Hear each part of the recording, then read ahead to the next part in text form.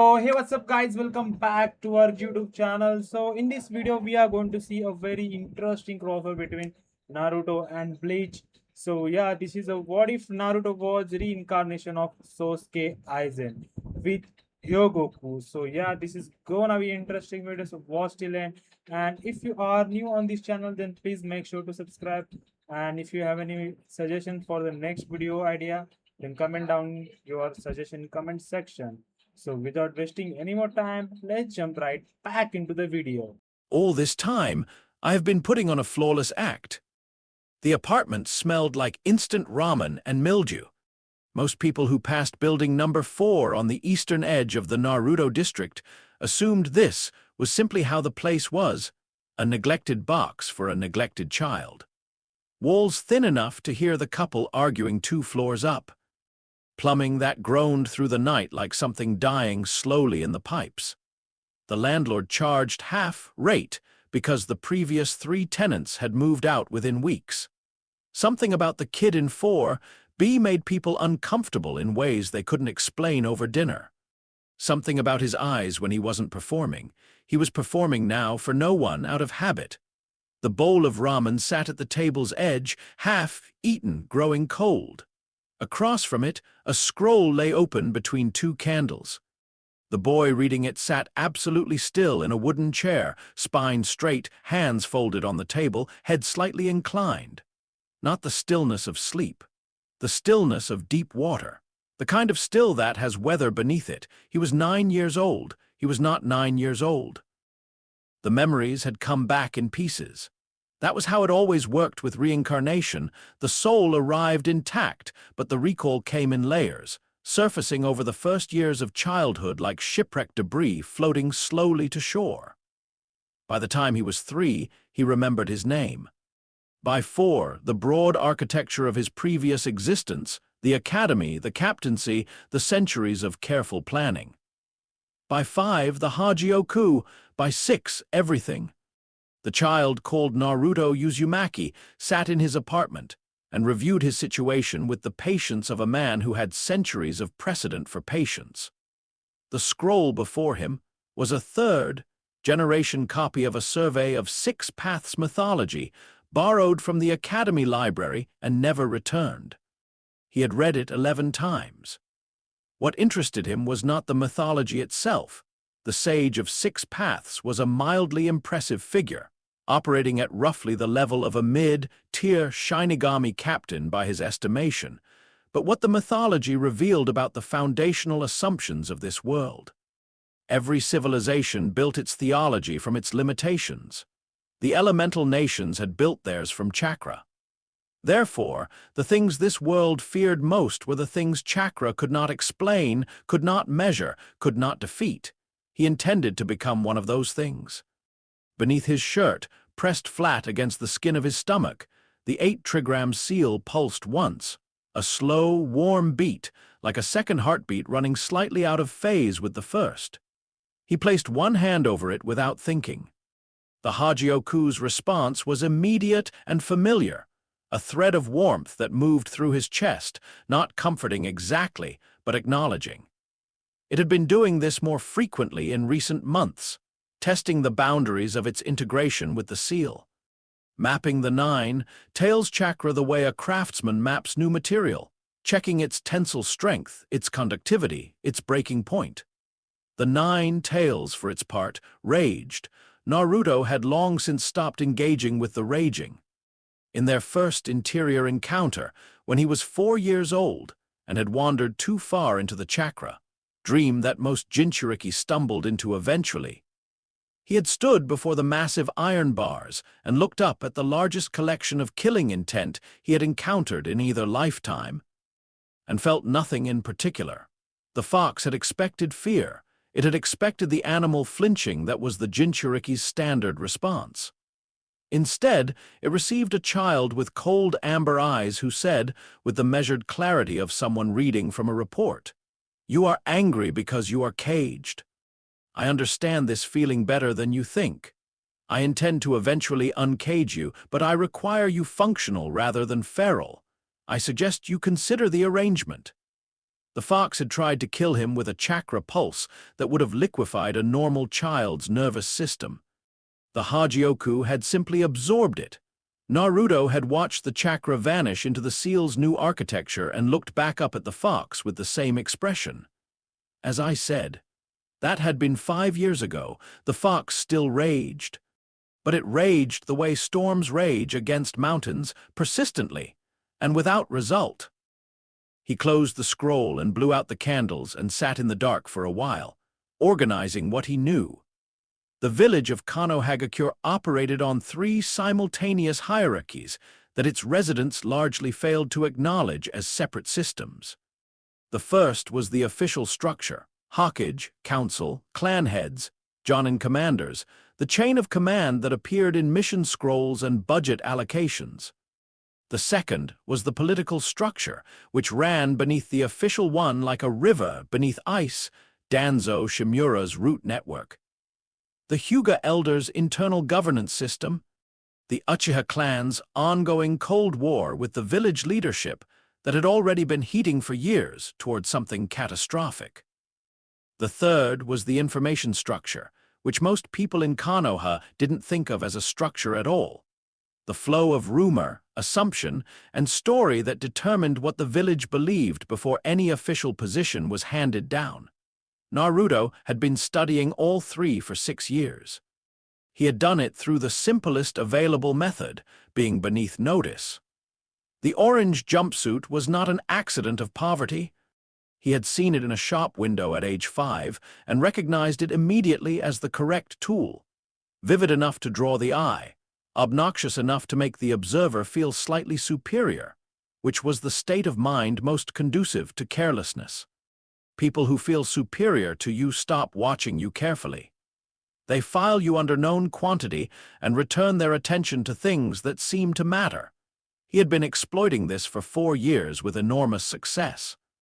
The civilian shopkeepers who refused to serve him lingered at the back of their shops when he entered, watching with hostility, never realizing that their hostility required them to keep him in their line of sight, and that he was reading their inventory management, their supplier relationships, their personal tensions with other shopkeepers, and their habits when they thought themselves unobserved. Chuchai at Ikaraku's talked freely over ramen, because kind men talk freely to children they've decided to help. And Chuchai's wife's brother ran a trading operation that moved goods between 3 hidden villages, which was a fact that didn't seem important until you understood that information always moved with commerce. The academy was the most productive source. Children are the world's most underestimated intelligence network because adults speak freely around them, assuming incomprehension. Naruto had spent 3 years failing tests loudly and strategically, while memorizing every relevant detail produced by the ambient conversation of teachers who thought he wasn't listening. He knew, for instance, that Uruka Sensei's apartment was 2 blocks east of the academy and that he spent Thursday evenings grading alone because he found it hard to be around large groups of people on the anniversary week of his parents' deaths. He knew that the 3rd Hokage's morning walk took him past the memorial stone at 6:40 a.m., and that he stood there for 11 minutes regardless of weather.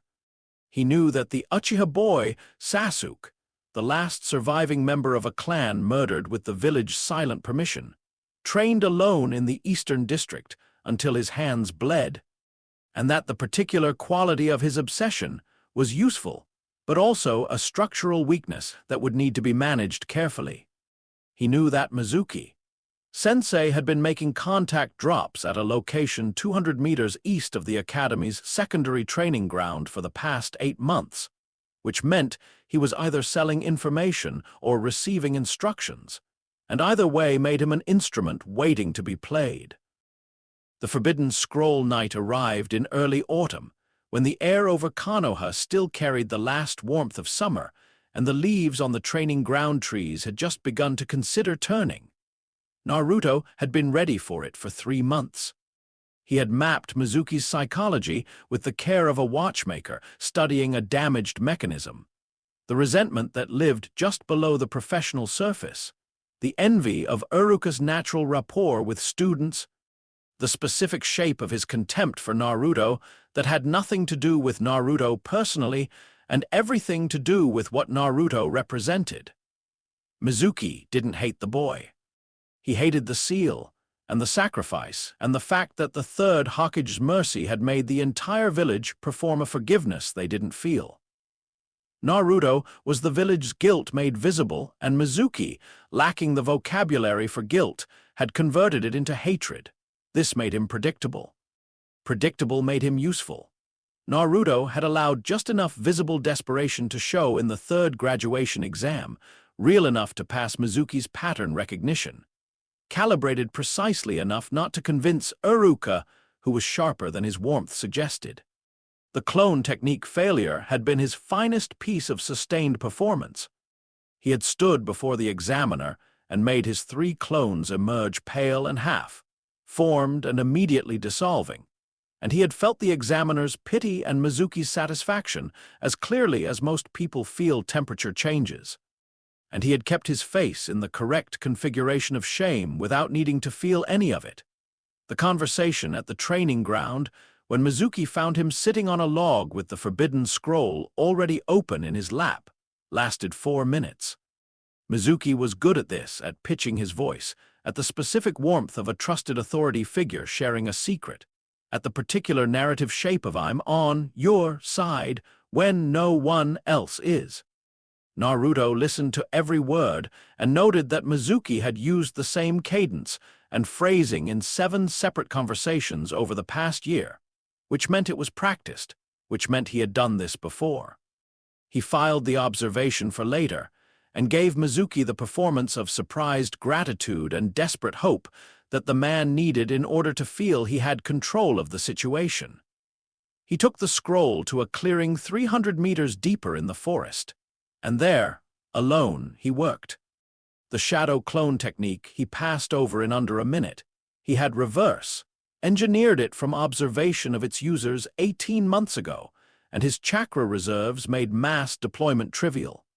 The technique below it, the one that had never been publicly indexed, the partial record in the third Hokage's own handwriting documenting the first Hokage's experiments with tailed beast externalization. That was what he sat with for 2 hours, referencing against his own interior mapping of the 8 trigrams Seal's new architecture. The Hogyoku pulsed continuously as he read. Not urgent, interested, the way a scholar leans forward slightly when a text confirms a theory they've been building for years. What the first Hokage had discovered, and written down and immediately sealed because he had the wisdom to be frightened by his own findings, was that tailed beast chakra, under specific conditions of seal resonance, could be externalized not as the standard Jinchuriki transformations, but as something closer to a field effect. Not a cloak worn over the body, a modification of the local environment. The beast's power bleeding outward at controlled rates, changing the physical and energetic properties of the space around the user. Naruto looked at this and understood immediately that the first Hokage had been 90% of the way to discovering what the Hogyoku had already begun doing to his body from the inside. Ahead of his time, he thought, with genuine respect.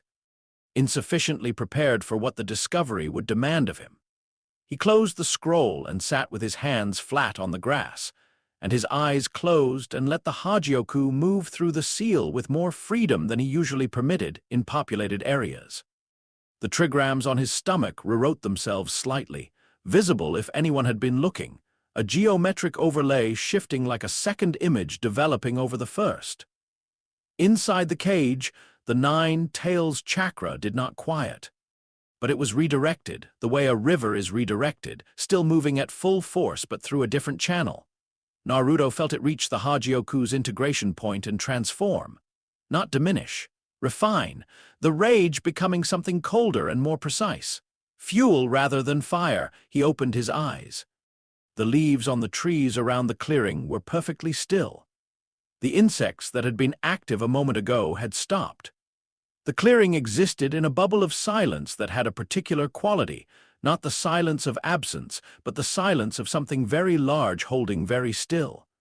He stood up and brushed the grass from his knees and performed his first shadow clone, and then 500 more, because Mizuki would be arriving in approximately 9 minutes, and the scene needed to look a specific way.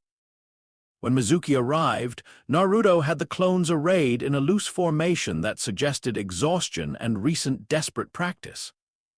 The clones were performing the technique at half competence, overextended, some already flickering at the edges. The performance communicated, "I barely managed this. I have been pushing myself to breaking. I am grateful and desperate and entirely within your control." Mizuki took the bait and discarded the mask simultaneously, because once a tool has served its purpose, the tool user stops maintaining the relationship. He drew his giant shuriken. He began to talk, the real talk, the one beneath the performance, about what Naruto truly was. The 9 tails, the demon, the weapon that Konoha kept pointed inward and called a person. Naruto listened to every word.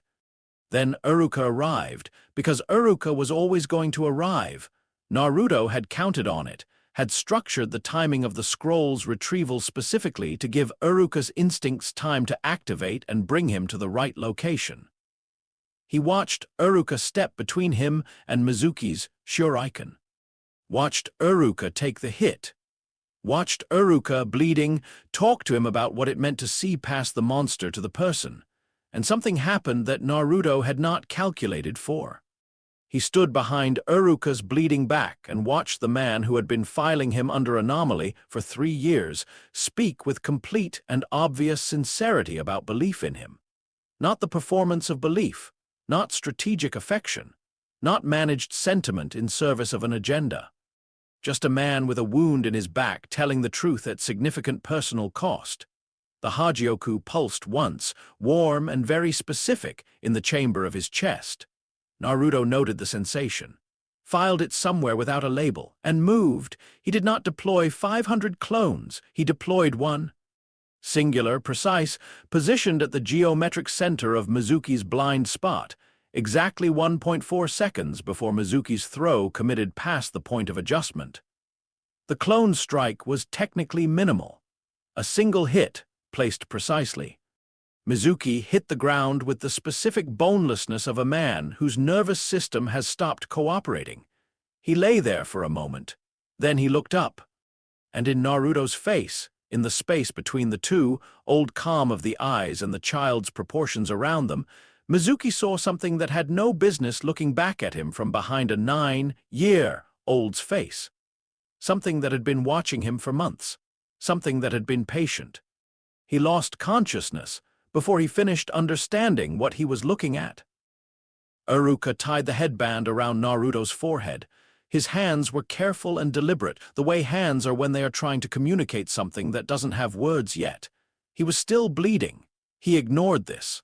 "Congratulations, Naruto," he said. "You graduated." Naruto looked at him. Iruka's face was open, unguarded, doing the particular thing faces do when they have decided the person in front of them matters. Naruto had been on the receiving end of that expression perhaps 3 times in this lifetime, including this moment, and he noted each time that he was unable to fully process it through his standard frameworks. It did not fit the categories of useful, instrumental, anticipated, or manageable. He looked at the reflection of his headband in the dark water of a puddle at Iruka's feet. The leaf symbol caught the thin moonlight. "Thank you," Naruto said, "for everything you've given me." Iruka smiled. He heard gratitude. He heard the relief of a lonely child finally seen. He was not wrong about the gratitude. He was not wrong that something in Naruto was genuinely, uncomplicatedly grateful for this man's existence.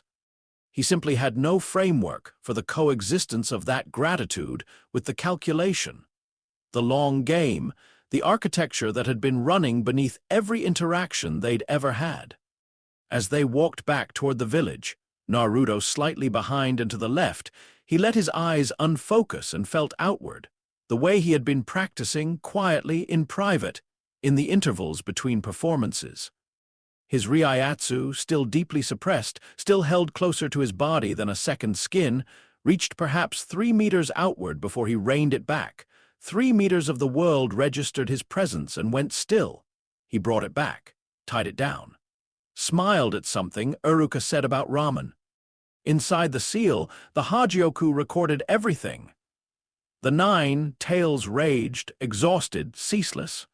And somewhere in the architecture that was growing between the two, a third presence, not the fox, not the jewel, but him, the composite thing that Naruto Aizen was becoming in the space where 2 souls' worth of power met, sat with its hands folded and its eyes open, watching, planning, waiting, with the patience of a man who understood that the board was enormous, and he had only just placed his first pieces. The next morning, the academy posted the team assignments. Team 7. Uzumaki Naruto, Uchiha Sasuke, Haruno Sakura, under Hatake Kakashi. Naruto read the posting, standing in the small crowd of new genin, and did not let any of what he felt reach his face. He felt something at the assignment. Not surprise, he had calculated this configuration at 73% probability. Not anticipation. That word was too simple for what moved in him at the prospect of 3 years of sustained, intimate proximity to the people on that list. What he felt, if pressed, was something like satisfaction at the precision of the universe's cooperation. He turned away from the board. Found Sasuke's eyes over the crowd, Sasuke, who had been watching him the way one watches something unfamiliar in peripheral vision. Not directly, not yet. Naruto gave him the grin. The wide, performative, loud grin that said nothing was behind it.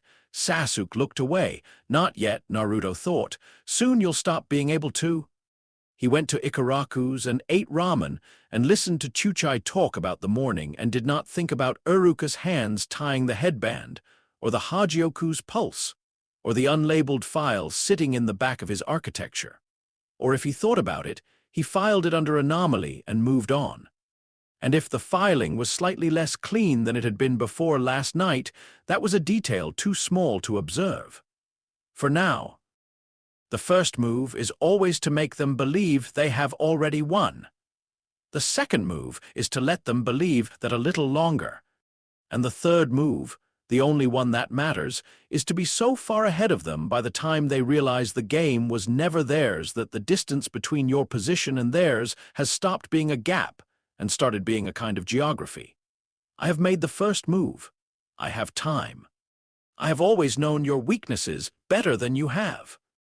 The classroom smelled like chalk dust and nervous energy. Naruto arrived 7 minutes early and took the seat farthest from the door, back wall, corner position, sightlines to every entry point and to the window ledge where a person could exit without using the stairs. He had been taking this seat for 3 years, a habit so consistent that the other students had stopped noticing it, which was exactly the point. Habits properly maintained become invisible. Invisible things can watch. He set his elbows on the desk and his chin on his folded hands and watched the room fill. Sakura arrived 4 minutes later, moving with the specific energy of someone who had rehearsed their entrance, not for vanity, he noted, but for self-assurance. Haruno Sakura was a civilian, born child in a world that treated civilian, born children as permanent second-tier participants, and she had compensated for this with the only tool reliably available to her, intelligence. Her academy scores were the highest in the cohort. She had read every available text on chakra theory. She could recite the classification system for jutsu ranking with the fluency of a dedicated scholar, and she deployed this knowledge the way people deploy armor, not to attack, but to prove she belonged in the room. The armor had a seam. She knew the theory. She did not yet trust her own body to execute it, because no one had ever taught her that confidence and competence were separate skills that could be developed independently. She was waiting to feel ready before she committed fully, which meant she was perpetually half-committed, which was the single structural weakness that everything else in her psychology radiated from useful, he noted. Correctable on a timetable I control. Sasuke arrived last, just before the technical threshold of late, because Sasuke had learned early that timing was its own form of dominance. Every eye in the room moved to him when he entered, not because he commanded it, but because the room had been trained to expect it, and expectations, once established, run automatically. He took the seat in the second row without looking at anyone, opened a mission reference scroll he'd already memorized, and proceeded to perform indifference with the focused intensity of someone who cared very much about being perceived as not caring. Naruto watched him for 12 seconds, building the file. Sasuke's tells were already well catalogued. He had been observing them for 3 years, but the stress of team assignment day surfaced new ones. The way his jaw set when his eyes moved involuntarily to the door, checking for Kakashi, then recorrected. The specific angle at which he held the scroll, which created a visual barrier between himself and the rest of the room while allowing him peripheral sight of both entry points. A self-protective positioning instinct that he had clearly never been told he was doing. Trauma, Naruto thought without particular sentiment, was the most reliable architect of human behavior. Sasuke had been built by one night of absolute devastation into a structure that was precise, load-bearing, and almost entirely inflexible. Inflexibility was a vulnerability, but the precision was genuinely impressive. He noted it. He noted the slight flicker in Sasuke's jaw when he eventually swept a check over the room and encountered Naruto's gaze. Naruto gave him nothing. Not the grin, not the performance. Just held eye contact for 3 seconds with the calm of deep water, then looked away first. Sasuke's scroll lowered approximately 1 centimeter. Good, Naruto thought. You're already asking questions? Kakashi arrived 83 minutes late. Naruto had predicted somewhere between 60 and 90 minutes, based on his observation of Kakashi's relationship with punctuality, which was less about carelessness than about controlled communication. Kakashi was late the way certain people are late, deliberately, with the specific intention of establishing early that his time was not subject to the standard relational contract. He was telling them something with the lateness. Most students read it as arrogance.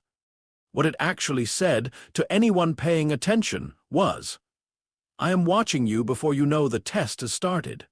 He arrived with one visible eye curved in what passed for a friendly expression, introduced himself with the minimal biographical detail of a man who had learned that information about yourself is currency and gives nothing away for free, and suggested they move to the roof. Naruto sat at the far end of the roof railing and watched Kakashi assess them. Kakashi's assessment was good. Better than good, actually. The man had the instincts of a genuinely exceptional censor, even if he didn't classify himself as one. He listened to Sakura's answers and registered the gap between her theoretical fluency and her physical hesitancy. He listened to Sasuke's answers and marked the specific temperature of his ambition. He listened to Naruto answer with practiced mediocrity, and his visible eye stayed on Naruto 2 seconds longer than it had on the others. Noted, Naruto thought, "He's already uncertain. That's faster than I expected." Kakashi told them tomorrow morning. Training ground 7:05 a.m. Bring equipment. Skip breakfast. Naruto went home, ate a full meal, and slept 8 hours. The bell test. Training ground 7 at 5 a.m. was all gray light and dew, and the smell of pine from the tree line. Naruto arrived first, because arriving first in a situation most people treat as inconvenient communicated something specific. Though arriving first when you weren't expected to required more precision than arriving exactly on time, because it couldn't look like effort. He sat at the base of the center post and stretched slowly and watched the light change. Sakura arrived a few minutes later, scanning the clearing with the focused attention of someone who had spent the previous night reviewing surveillance protocols. She saw Naruto, recalibrated her assessment of the situation, and chose a position that gave her a clear view of the main path from the village. She was thinking tactically. This was encouraging. Sasuke arrived 4 minutes after Sakura and immediately began a systematic visual sweep of the tree-line perimeter. He had spent the night reading, Naruto estimated, probably every available text on multi-person combat assessment. The scroll he'd been holding yesterday would have given him a framework. He was trying to be ready. Kakashi appeared at exactly 7:02 a.m. from a direction none of them were watching. Underneath, Naruto noted. Underground approach. He used the soft soil near the water source. File updated. The rules of the bell test were delivered with cheerful directness. 2 bells, 3 genin. The one who didn't get a bell went back to the academy. Underneath the stated rules were the actual rules, which Naruto had identified approximately 30 seconds into Kakashi's explanation. This was not a test of combat ability. It was a test of whether they would coordinate or compete, which was itself a test of whether they had the social intelligence to recognize that the stated problem and the actual problem were different. Kakashi reached for his book. The test began. Sakura moved immediately into the tree line, which was the tactically sound response, and also the response Kakashi expected. Sasuke disappeared with the speed and silence of someone who had been drilling stealth since he was 4 years old. Naruto sat at the base of the post for 6 additional seconds, watching Kakashi's body language, and then walked, not ran, to the eastern edge of the clearing and leaned against a tree and watched. He was not attempting to get the bells. He was reading Kakashi. Hatake Kakashi at full alert was a genuinely interesting specimen. The killing intent he carried was old and complex, not the hot fury of someone who wanted to destroy, but the cold specific weight of someone who had destroyed many things and made his peace with the accounting. His Sharingan was a tool he wore the way some people wear old injuries, aware of its cost, using it anyway. He moved through the tests, opening exchanges with Sasuke and Sakura with the economic grace of a man who had done this many times before, and found the correct amount of effort for each variation. He was also, Naruto noted, watching the eastern tree line. Naruto allowed him to find the trail he'd left, deliberately, slightly too obvious, and relocated before Kakashi arrived. He did this twice more. Kakashi's visible eye showed the first flicker of something other than mild professional interest. Good, Naruto thought. Now you're genuinely curious. On the 4th relocation, he stopped running and simply waited. Kakashi arrived at the small clearing in the forest interior and found Naruto sitting cross-legged on the ground with his hands on his knees and his eyes already open. They looked at each other. "You're not trying to get the bells." Kakashi said it wasn't a question. "I know I'm not going to get the bells," Naruto said. "Not today, not against you alone, without coordination. The math is straightforward." A pause. Kakashi's eye narrowed by approximately 2 millimeters, which was, in Kakashi's vocabulary, the equivalent of open astonishment. "Then what are you doing?" Naruto tilted his head. "The same thing you are." He stood up and performed 2 shadow clones, placed them at angles that briefly filled Kakashi's peripheral sight lines, and walked directly toward Kakashi's left side in the moment the clones materialized. Not to attack, not to reach for the bells, but to pass within arm's reach and let Kakashi feel, for 1 full second, the entirely wrong quality of the chakra moving in the air around him. Kakashi's hand moved to his bells instinctively, then stopped, because what he felt was not Naruto's chakra escalating toward aggression. What he felt was chakra that had a quality no genin's chakra had any business having, layered, pressurized, ancient in a way that made no sense against the backdrop of a 12-year-old's life experience. Like lifting a stone and finding the ocean under it. Naruto stepped past him, picked up one of the bells from the post where Kakashi had left his jacket, turned it once in his fingers so the metal caught the pale morning light, and set it back down. "I can take them when I choose," he said, in a voice pitched only for Kakashi. "What I'm interested in is whether you're worth taking them from." He walked back to the post and sat down and waited. Kakashi stood very still for a moment in the forest interior. Then he laughed, a genuine one, brief, the specific surprise of a man who has been in the field long enough to stop expecting surprises, and returned to the test. He passed them, of course. not because of what Naruto had done in the forest, though that was clearly part of the calculus, but because Sakura and Sasuke, in their final exchange, demonstrated exactly the kind of instinct that Kakashi was actually testing for. Sasuke had, at the last moment, turned away from his own chance at the bell to create an opening for Sakura. The choice was clumsy and tactical and barely conscious. It was enough. Naruto watched Kakashi announce the pass with the warm, professional satisfaction of a teacher who found what he was looking for, and noted that Kakashi was going to be a significant long-term variable. The man was perceptive in a way that most jonin in the village were not. He would need to be managed carefully, not pushed away, which would trigger increased scrutiny, but maintained at a specific distance of near, warmth that made him feel he understood the situation without giving him the actual data to do so. Those who break the rules are trash, Kakashi said, wrapping up his speech, but those who abandon their comrades are worse than trash. Naruto noted the sentiment. He noted its genuine operational wisdom. He also noted that it assumed a definition of comrades that he did not share, and that the most interesting phrase in the sentence was actually break the rules. And what exactly Kakashi considered the rules to be, he filed it all. Team 7 was official. The Land of Waves mission began as a C-rank escort assignment and revealed its actual parameters on a bridge outside Konoha when 2 missing. Nin rose from a puddle in a road that had not seen rain in 4 days. Naruto had noted the puddle before the attack.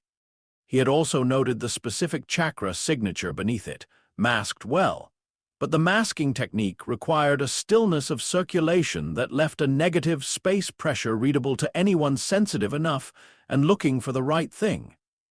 He had said nothing. He needed to see how Kakashi responded to genuine danger before he committed to any operational assessment of his jonin. And he needed Sasuke to experience his first real combat interaction, because Sasuke's behavior under authentic threat was more data than 3 months of training exercises could provide. The Demon Brothers' attack was brief and educational. Sasuke froze for 3 seconds, not from fear, but from the gap between drilling and reality, the moment where the body has to catch up to what the mind has been telling it. He recovered fast, faster than most, but Naruto marked the 1.3 seconds and its cause. Sakura's instinct was protective. She moved to cover the client, which was tactically sound and also revealed a hierarchy in her decision, making that would be relevant later. Kakashi's performance was a statement. The chains wrapped around his supposed corpse, then released to find nothing. He appeared behind the Demon Brothers with the specific timing of a man who had decided something. Naruto watched him with genuine professional appreciation. The copy ninja's combat mechanics were exceptional. The efficiency of his movement, no wasted motion, no performance, every action the minimum required, spoke to a level of experience that most jonin in his file couldn't match. Good, Naruto thought, watching Kakashi neutralize the threat. You're worth the management. The client, Tazuna, revealed the mission's actual nature that evening. B, rank at minimum, potentially A. Kakashi gave the team the choice. Naruto watched his teammates decide. Sasuke's pride made the choice for him before any reasoning could. Sakura's fear worked through itself and arrived at commitment because backing down felt worse. Naruto waited until both of them had declared and then said, simply, "Obviously, we continue." Kakashi looked at him. "Obviously? A mission that seemed easy that has become difficult is more valuable than a difficult mission that was always difficult," Naruto said. "You learn more from the unexpected. I intend to learn as much as possible." Kakashi let a beat pass. Then, "All right," they continued. The forest of the Land of Waves was wet and gray and smelled of salt from the distant water. They moved through it in a loose formation, Tazuna centered, Kakashi at forward point. Naruto took the rear position and used the walking time productively. He extended his perception outward in the measured increments he had been practicing, reading the forest the way a blind person reads a room by sound. the ambient chakra signatures of wildlife, the specific pressure, pattern of Kakashi's controlled output, Sasuke's tightly coiled ready state, Sakura's working attention. And then something else, something that moved like mist but wasn't. Zabuza Mamachi, he identified, from the mission files he had memorized over a year ago when Konoha's B, rank and above active threat registry, had proven accessible through an oversight in the library's lower archive system. 7 swordsmen of the mist. Missing, Nin. Bounty, sufficient to indicate serious danger. Operational specialty, silent killing. He looked at the mist settling around them and did a rapid assessment of the threat geometry. Zabuza's technique was straightforward in principle and devastating in execution. Obscure vision, use sound to map targets, eliminate from darkness. It worked because human beings, under enough sensory deprivation, defaulted to their most basic panicked responses and became predictable. The counter was simple. Don't panic, don't default, and if possible, reframe the conditions of the engagement entirely before Zabuza finished setting them up. Naruto had approximately 40 seconds before Zabuza committed to his opening. He used 30 of them to watch Kakashi. He needed to see what Kakashi did with his Sharingan against this level of opponent. He needed the data. He could not always be intervening, not yet, not at this stage, when maintaining the appearance of a developing genin was still operationally necessary. But he could manage the margins.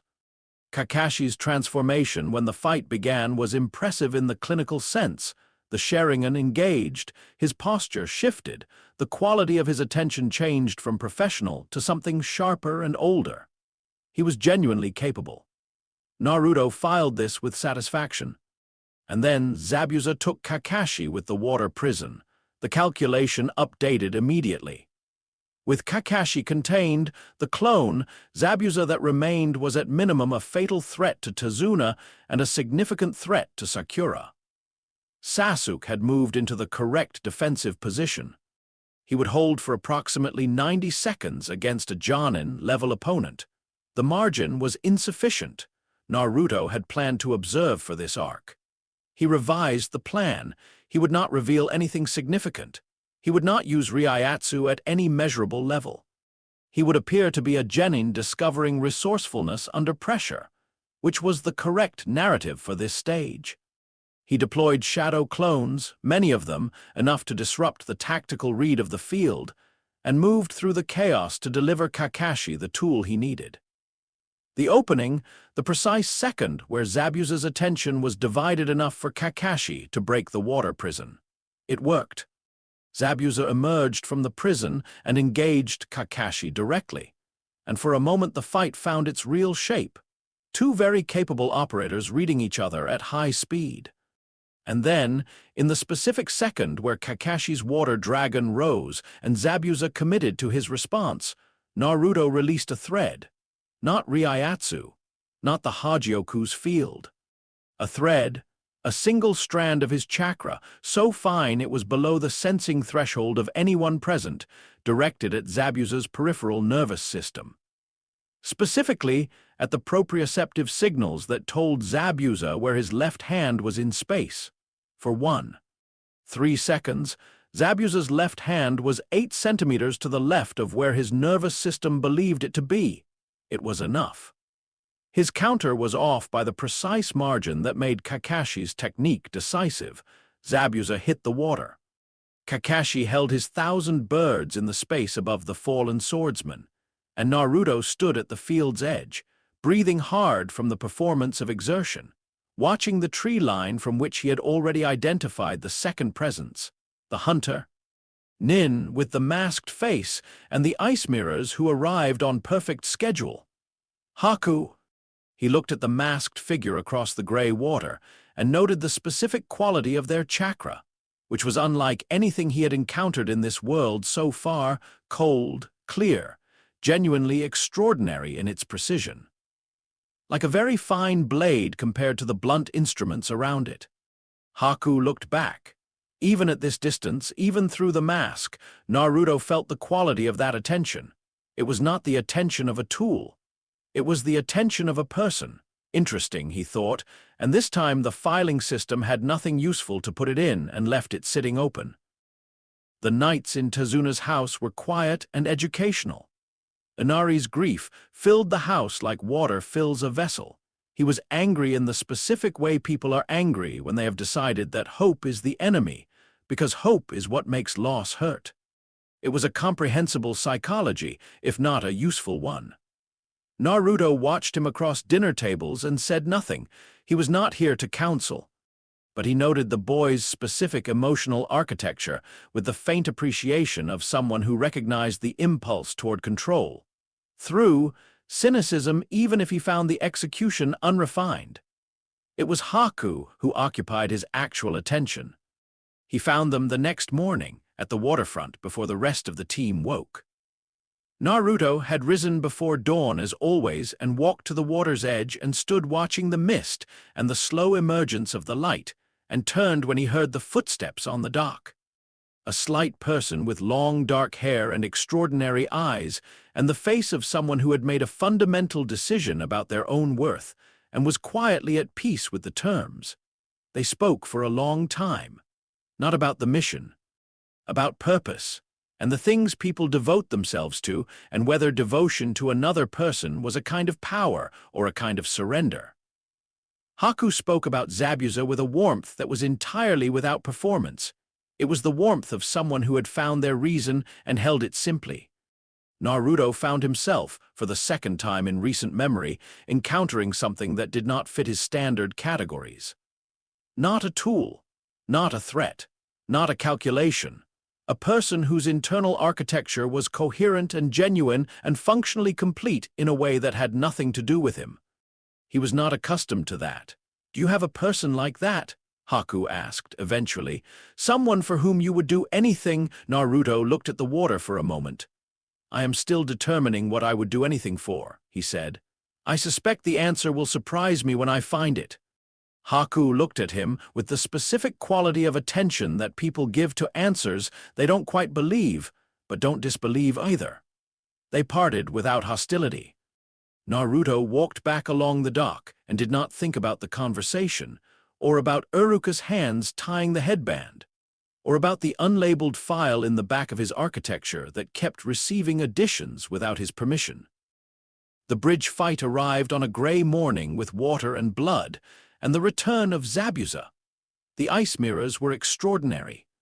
Haku's Kekkei Genkai created a dome of reflective surfaces that moved at speeds no standard physical response could track. The technique was genuinely novel, built on a chakra-nature combination that the elemental nations had no counter for, because counters required categorization and categorization required understanding. And this particular technique exceeded the local framework's current capacity. Naruto was inside the dome in the first 30 seconds, alongside Sasuke, and he allowed himself to actually be impressed by it for a moment. Then he began studying it. The technique's limitation was thermodynamic. The mirrors required continuous chakra investment to maintain their surface tension. That investment had a source, and the source had a location. The reflections created a tracking problem that standard reaction-based combat couldn't solve, but tracking wasn't the only approach. Understanding the architecture was another one. He let Sasuke fight. He let Sasuke struggle, which was difficult in a detached technical sense because Sasuke's struggle was genuine and costly. But the data was necessary, and also Naruto acknowledged this with clinical precision, because he needed to see whether Sasuke had the real thing under his ambition, whether there was actual character beneath the performance. There was.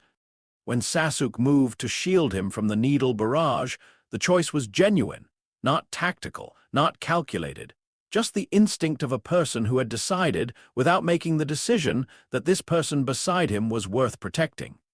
It was the most revealing thing Sasuke had done in the entire mission.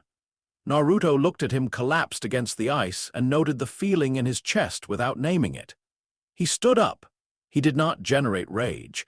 He did not let the 9 tails surge. What he did was considerably colder and more deliberate. He allowed the Hogyoku's field, for the first time in a combat context, to expand beyond his skin, not far. 3 meters.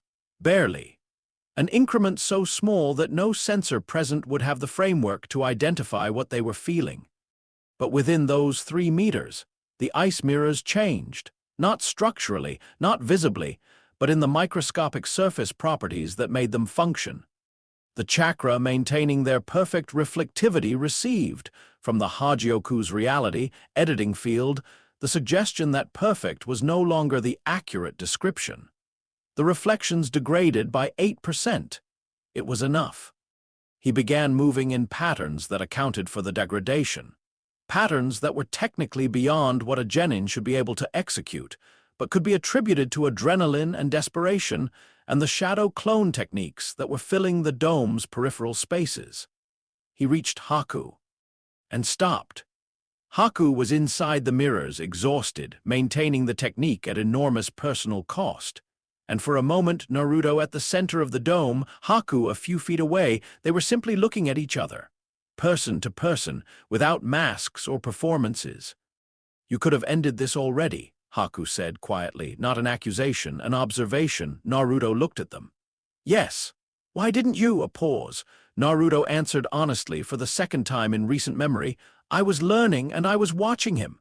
He indicated Sasuke. "Some information is worth its cost." Haku's eyes were ancient in their gentleness. "You're not a child at all, are you?" "No," Naruto said. "I'm not." The moment broke when Zabuza's name thundered across the bridge. Haku moved, and Naruto let them go, calculated and deliberate, because what followed was necessary. Haku's final choice, which Naruto could have prevented, was something he could not have predicted, and he stood at the edge of the bridge afterward with Kakashi's grief hanging in the mist and something moving in his chest that the unlabeled file absorbed without comment. What followed was the collapse, Gato's arrival. The mob, the bridge workers with weapons they barely knew how to hold. Naruto watched Inari charge through the crowd, and something moved in his expression that wasn't analytical. The boy who had decided hope was the enemy, apparently, had revised his position. Zabuza's ending was its own kind of statement. The man killed Gato in the rain with kunai held in his teeth and fell in the snow looking at Haku's face. And Naruto stood at a distance and watched it with complete attention, and filed it somewhere that was not a file so much as a weight that simply added itself to the total. Afterward, on the walk home, Kakashi came to walk beside him. They were quiet for a while. "You held back in the dome," Kakashi said, not accusing, checking. "I assessed the situation and determined the most appropriate level of intervention," Naruto said. "That's a very interesting thing for a genin to say." "I'm a very interesting genin." Kakashi's eye curved slightly. "That you are." They walked in silence for another few minutes. Then Naruto said, without particular inflection, "He protected what he valued in the end, despite everything." Kakashi looked at him. "Zabuza, both of them." A pause. "Yeah," Kakashi said, "they did." Naruto looked ahead at the road and said nothing more. But somewhere in the architecture, in the part of him that processed things that didn't fit the standard categories, something was being quietly, irrevocably revised, not his plan. The plan was unchanged, something smaller, something that had no operational relevance and would not affect any outcome he was managing, something that, despite all of this, he was not entirely certain he wanted to file away. That night, in his room in Tezuna's house, Naruto sat at the window and let the Hogyoku pulse freely for a moment, let it run its check of his evolution, its slow mapping of the new architecture growing between the seal and his chakra pathways and the Reiatsu that was becoming less suppressible by the month. The geometric overlay on his seal had grown. He examined it in the window's faint reflection.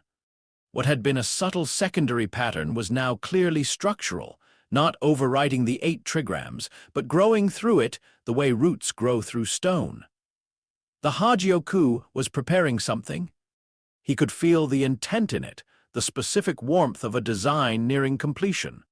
the same warmth he had felt from it in Soul Society when it had been on the verge of granting him his first transcendence.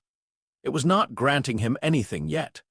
It was building toward the moment when the environment would require it. Soon, he said quietly to himself, or to it, or to the nine, tails seething in its cage, or to no one. Outside, the bridge country's water moved in the dark, slow and indifferent and vast. The second move, he thought, is to let them believe just a little longer. The third move is coming. Destiny. The word fools used to explain their own design. The Chunin exam registration office smelled like bureaucracy and suppressed anxiety.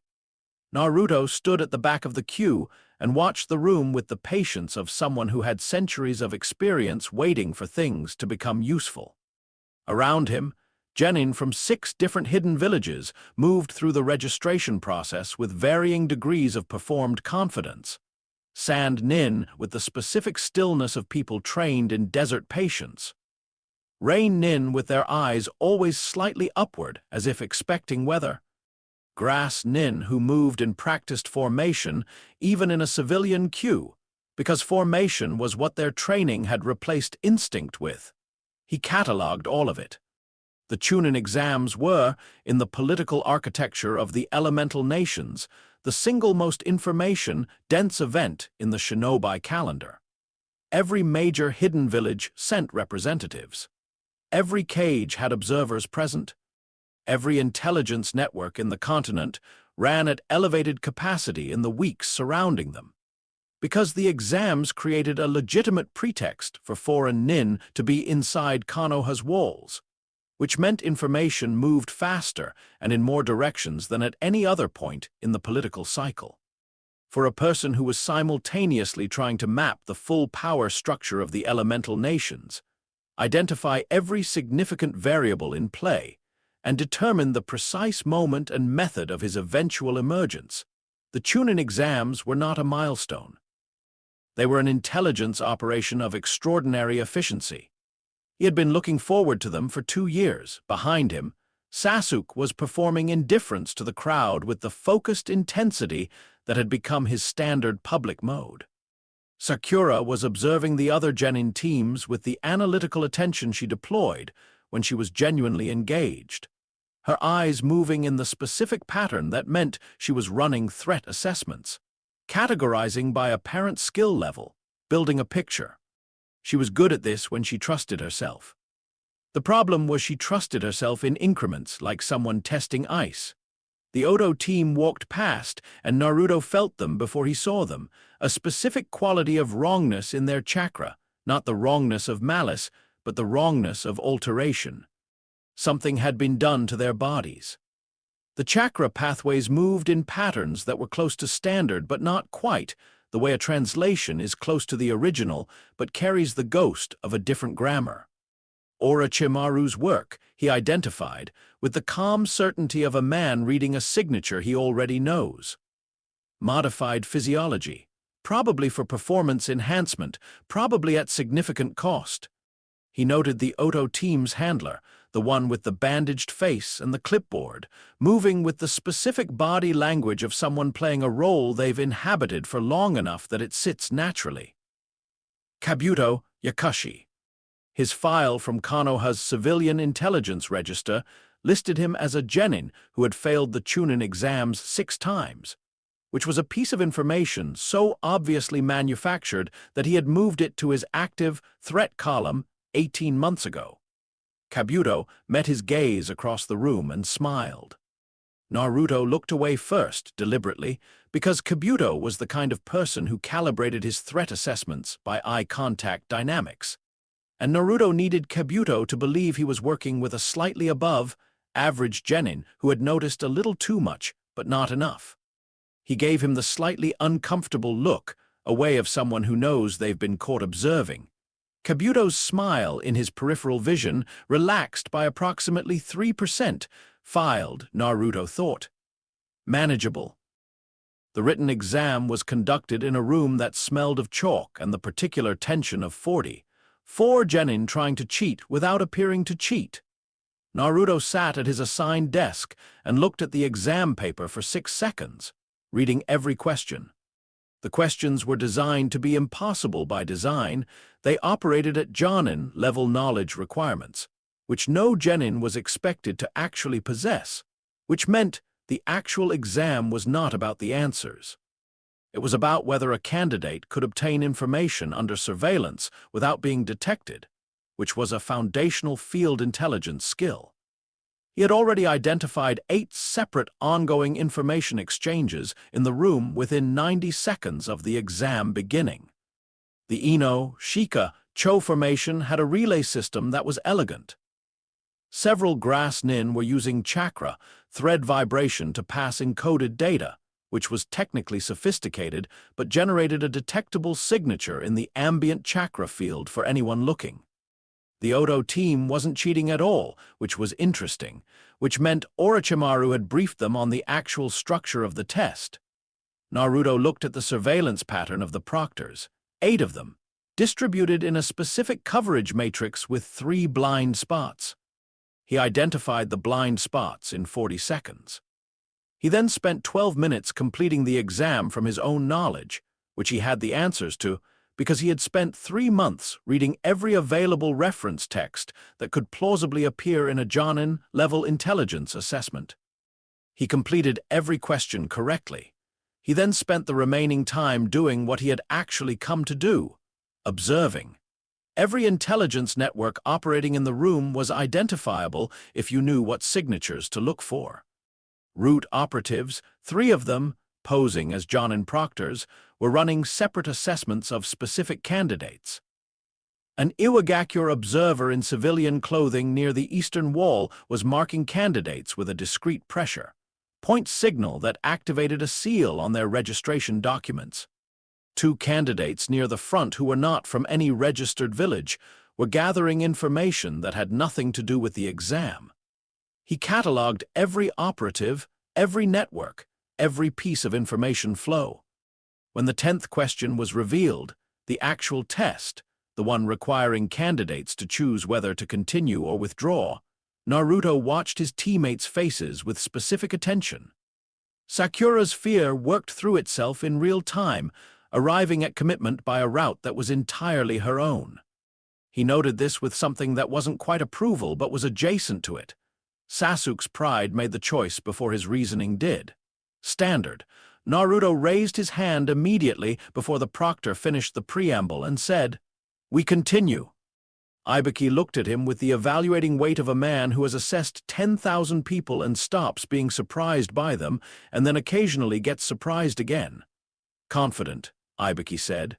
"No," Naruto said. "Certain, there's a difference." Ibiki let a beat pass, then stamped their registration. Anko Mitarashi's arrival with the second exam parameters was a useful data point about the exam committee's psychological profiling strategy. They sent Ibiki first to identify who could maintain composure under intellectual pressure, then immediately introduced Anko to destabilize anyone who had mistaken the first room's relative civility for the test's actual tone. Anko was good at destabilization.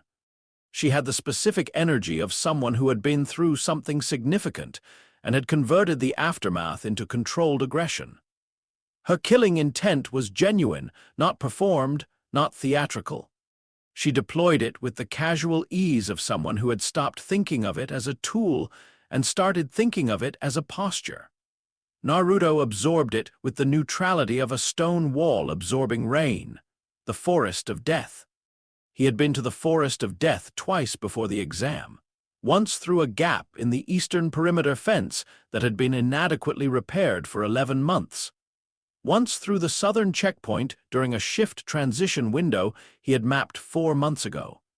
He knew the forest's layout, its primary predator patterns, its chakra, dense zones where sensory techniques became unreliable, its water sources and high ground and the specific sectors that the Jonin monitoring team's patrol routes left under-observed.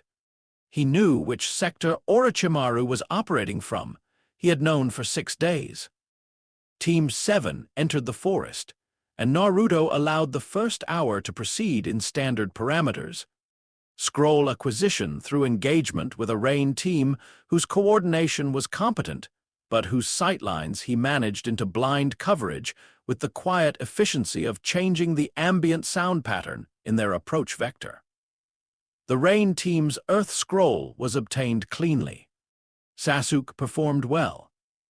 Sakura performed very well, better than Sasuke expected and better than she expected herself, and Naruto watched her register this with the specific satisfaction of watching a structural element discover it could bear more weight than it was told.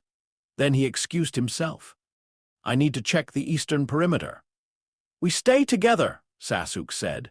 "The eastern perimeter," Naruto said, with the specific quality of stating something that is not a negotiation, "is where our threat is moving from. I would like to assess it before it assesses us. Give me 20 minutes. He held Sasuke's gaze. Sasuke looked away first. He was doing this more frequently now. He didn't understand why, and it bothered him in a way he hadn't developed vocabulary for yet. 20 minutes, Sasuke said. Naruto moved into the trees. He found Orochimaru before Orochimaru found him, which was the point. The Sannin was operating from a position in the forest sector 7.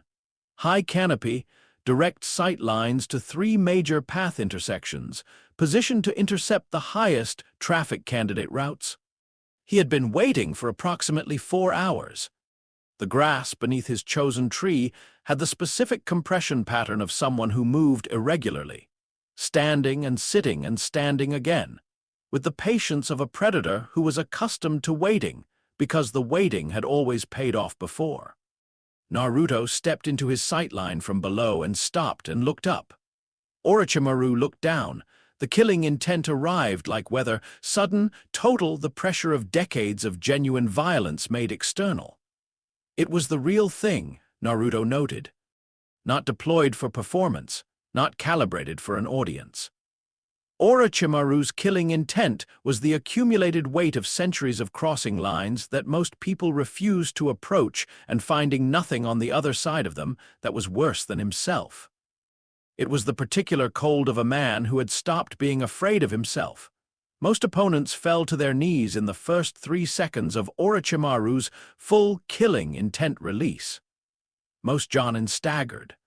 Most Anbu operatives who encountered it in mission reports described a sensation of being watched by something that had already decided. Naruto stood in it and felt nothing, not the bravado of resistance, not the hot push of counter intent or the trembling management of fear. Simply nothing. Because Orochimaru's killing intent, which was the most impressive thing a human being could generate in this world, was a small candle held against the weight of what was pressing against the inside of Naruto's suppression. The Hogyoku registered it, noted it, filed it under insufficient. Orochimaru came down from the tree. He landed 12 feet away and straightened slowly, and his eyes, golden, ancient, clinical, moved over Naruto with the assessment of a collector examining something new. "Interesting," Orochimaru said. His voice carried the specific warmth of someone who has learned to deploy warmth as a precision instrument. "A 12-year-old who doesn't flinch." 12 is the body's age, Naruto said. "What I am is considerably older." The golden eyes narrowed. The second pulse of killing intent came harder. The focused version, the one Orochimaru used against people who had survived the ambient release. The one that targeted the nervous system's specific vulnerabilities with the precision of a man who had studied human psychology and fear response for longer than most villages had existed. Naruto let it arrive. Let it press against him. And then, from somewhere beneath his sternum, with the deliberate slowness of a door being opened rather than broken, he let something out, not Reiatsu in full. A fraction. A controlled thread of what existed behind his suppression. The spiritual pressure of a being who had spent centuries accumulating the weight of absolute certainty, now fused with the Hogyoku's evolution and the 9 Tails' immensity and 2 lifetimes of power that this world had no taxonomy for. It moved outward from him like a tide, slow, cold, Immense in the specific way that geological features are immense, not active, not aggressive, simply present in a way that made everything around it smaller by comparison. The birds in the canopy above them took flight, all of them, simultaneously. The grass around Naruto's feet pressed flat in a perfect circle. Orochimaru stopped. The killing intent stopped with him, not withdrawn strategically, but interrupted, the way a sentence is interrupted mid-word when the speaker's throat closes. Orochimaru had not stopped his own killing intent. His body had stopped it, without permission, because the animal thing at the base of the spine that every living creature carries, the oldest and most fundamental piece of nervous system architecture, the part that existed before language and thought and identity, had looked at what was in front of it and delivered a single absolute message: do not. Orochimaru stood very still. His golden eyes showed the one thing they almost never showed: the specific dilation of genuine, unmanaged animal fear. Naruto looked at him across 12 feet of flattened grass and spoke with the measured tone of someone concluding a briefing. You came for the Uchiha? You want the Sharingan? Specifically, you want a body that carries it, because your immortality techniques have limitations your ego prevents you from detailing in front of students. I understand this. I am going to allow you to deliver the cursed seal to Sasuke, because a Sasuke marked by your seal is more useful to my purposes than an unmarked one. The seal creates a variable I can manage. He paused. What I require from you is simple. You will not kill him. You will not remove him from the field permanently. You will plant your seal and you will withdraw, and you will continue your invasion plans on their current timeline, because I also require those to proceed. The invasion serves my purposes in ways you have not considered, and I have no interest in explaining. Orochimaru's composure after the first shock of genuine fear was returning slowly, carefully, the way a man rebuilds something that collapsed. He was extraordinary in this way, actually. The recovery speed spoke to a will of genuine quality. You would make demands of me, Orochimaru said, and his voice was only 3 degrees below its normal temperature, which was impressive. Of me. I am not making demands, Naruto said.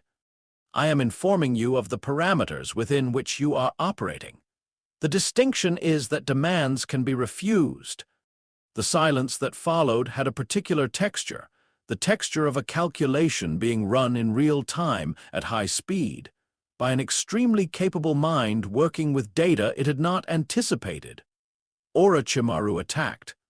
The strike was pure instinct overriding intelligence, the recoiling of a predator ego that could not end the conversation on those terms and survive itself. His hand extended, chakra scalpel formed with the fluid precision of decades of practice, aimed at the single point in Naruto's neck where the jugular was most accessible. It did not arrive, not blocked, not deflected, not countered with a technique of equal or greater force. The hand simply stopped, 8 inches from Naruto's neck, in the specific way that forward momentum stops when it encounters something immovable.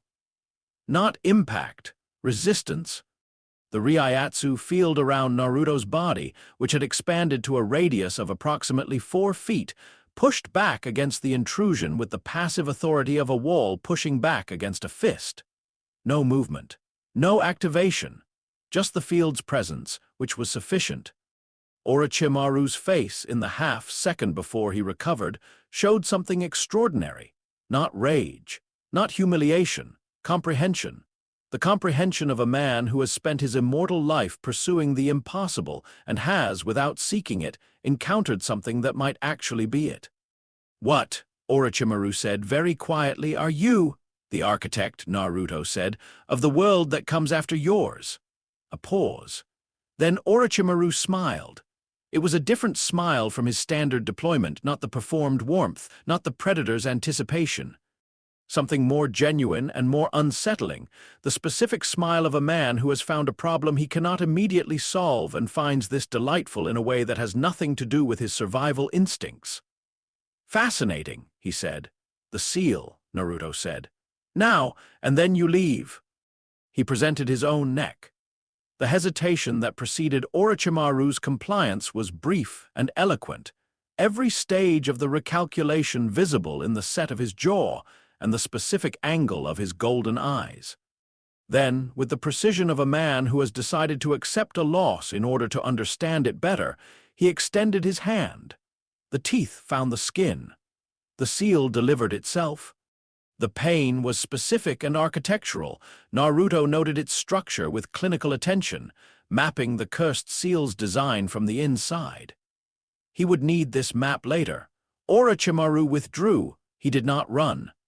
He moved with the deliberate pace of someone maintaining dignity. And Naruto watched him go, and noted that the Sannin would spend the next several weeks processing this interaction with the focused intensity of a man who has decided to understand something before he decides what to do about it. Good, Naruto thought. A thinking Orochimaru is a predictable one. He looked down at the mark on his neck, touched it once, then walked back toward where his team was waiting. The cursed seal sat quiet on his skin, as seeds do, waiting for the conditions that would allow it to grow. It would wait a long time. The Hogyoku had already begun disassembling it at the architectural level, not eliminating it, which would trigger the failsafes Orochimaru had built into the design, but studying it, pulling its components apart with the patient precision of a craftsman examining a rival's work. By the time it mattered, it would be his seal, not Orochimaru's. Everything eventually became his. The preliminary matches were held in a hall that smelled of blood and ambition, and Naruto found them deeply informative. He watched Gaara. The Suna Jinchuriki's match lasted 47 seconds against a candidate who was genuinely capable. Gaara did not fight, he processed, the way a mechanism processes an input, and the output was complete destruction delivered with the specific blankness of someone for whom other people's pain had no referent in their interior experience.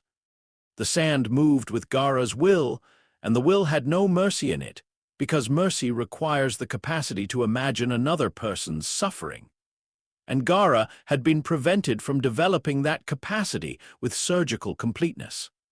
Naruto looked at him afterward, at the boy sitting in the stands with his arms around his knees, and his eyes showing the particular vacancy of someone who is only present because their body has not been given permission to leave, and felt something he was still in the process of categorizing. Not pity. He had no use for pity. Recognition, possibly. The matchboard selected Naruto versus Kiba, and the fight was efficient, brief, and entirely constructed. Kiba and Akamaru were a coordination unit with good instincts and the specific vulnerability of a partnership that relied on sensory advantage. Neutralize the sensory advantage, and the coordination became formulaic. Naruto used a shadow clone to distort the scent profile of the field, then won the exchange in the 30 seconds before Kiba recalibrated. He performed minor visible difficulty. He performed exertion. He gave Kiba a fight that looked genuinely competitive to every observer in the hall. He noted Kakashi's eye on him the entire time. Noted the quality of Kakashi's attention, which had changed since the Land of Waves. The man was no longer performing casual observation. He was doing the specific watching of someone who has filed something away and is now compiling a second file to put next to it. Faster than I'd prefer, Naruto noted. Still manageable. Neji Hyuga. The matchboard showed Hyuga Neji versus Uzumaki Naruto, and the hall generated the specific quiet of an audience that has decided the outcome before the combatants reach the field. Naruto descended to the arena floor and looked at Neji from across the circle, and Neji looked back with the expression of a man reading a document he has already read, present, engaged, not expecting to be surprised. Neji began with the speech. He was good at it. The Destiny speech had the structure of something that had been built and rebuilt over years, not recited, but lived, revised continuously by a mind that had made it the load, bearing center of its entire psychological architecture. Every modification had been hammered out in the space between Neji's pride and Neji's wound. And the wound was real, and the pride was real, and the philosophy that had grown to bridge them was coherent and carefully constructed and genuinely his. Naruto let him finish. The hall noted this: the lack of interruption, the stillness, the way Naruto watched Neji with an attention that did not look like the attention of someone listening to an opponent. It looked like the attention of someone being given information. When Neji finished, Naruto was quiet for a moment. Then he said, pitched low enough that only Neji could hear the exact words, though the whole could read the quality of delivery. You have built an entire philosophy from the shape of your cage. You named the bar's destiny because prison would require someone to blame, and blame requires action, and action is the one thing your current architecture cannot permit without dismantling itself. Neji's jaw set. I have studied your clan, Naruto continued, still quiet, still entirely still. I know what happened to your father. I know what the branch seal means. And I know that what you have decided, in the space between that knowledge and your own survival, is that if the cage is destiny, then the cage is not a choice anyone made. If no one chose it, no one can be held responsible. If no one can be held responsible, there is nothing to be done. This is not philosophy, Neji. It is a very elegant way of managing unbearable pain. The silence between them had a quality now. The cage is real, Naruto said. The people who built it made choices. And the difference between you and me is that I have decided to hold them responsible. Neji attacked. His gentle fist was technically immaculate. The positioning of his body, the precision of his strikes. The Byakugan's 360-degree coverage creating a dome of complete spatial awareness that should have made conventional attack patterns entirely unviable. He moved with the specific confidence of someone whose power system had never encountered a fundamental limit. The problem was that the gentle fist operated on a specific model of how chakra moved through a human body. It required that model to be accurate. It required the target's chakra to behave like chakra. Naruto's chakra, underlaid by the Hogyoku's evolutionary field, did not behave like chakra. The first palm strike landed and connected, and Naruto felt the impact. He allowed it, which was itself a choice, absorbing the hit and using the point of contact to release a contained pulse of Reiatsu into Neji's striking hand. Not harmful. Diagnostic. What came back through the contact was a complete map of Neji's chakra circulation system, which the Hogyoku processed in approximately 0.3 seconds, and filed as understood. The second strike, Naruto stepped aside from, not with the speed of someone evading, but with the placement of someone who already knew where the strike would be. Neji recalibrated. His Byakugan was reading chakra signatures, and what it was reading made no sense. The signature was there, present, but its behavior was wrong in ways the Byakugan's architecture didn't have symbols for. Like trying to read text in a language that used the same alphabet differently. The third exchange was Naruto's. He moved inside Neji's reach, the one position where the gentle fist's geometric advantages collapsed into a spacing problem, and placed one hand against Neji's sternum with the precise force required to move a body backward without damaging it. The Reiatsu pulse that accompanied the touch was small and specific. Naruto pressed it into the seal on Neji's forehead that marked branch family status, not to activate it, to map it, to understand its architecture from the inside. Neji fell back 3 steps. His hand went to his forehead involuntarily. His eyes, when they came up, were different, still fierce. But something had shifted in the back of them, the beginning of a question he hadn't expected to need to ask. How? He said. Did you? I looked, Naruto said. You told yourself it was destiny so you would stop having to look. I have never stopped looking at anything. The fight continued for another 4 minutes. Naruto won it the way he planned to win it, clearly enough that the outcome was undeniable, cleanly enough that Neji's dignity survived it, with sufficient visible effort that the audience's narrative remained exceptional underdog rather than something is deeply wrong with this genin. He stood over Neji at the match's end, extended his hand. Neji looked at the hand for a long time, then took it. The cage, Neji said quietly, still on his knee, Is it really just a choice someone made? Every cage is, Naruto said. The question is whether you spend your life accepting the bars or locating the hands that built them. He helped Neji to his feet and walked back to the competitors' area. In the stands, he did not look up, but he felt them. Sarutobi Hiruzen, who had been watching with the expression of a man seeing a shape he recognizes without being able to name it. Watching since the Bell Test report, since the Land of Waves debrief, since this match. Watching with the accumulated unease of a lifetime of experience, looking at something outside his experience.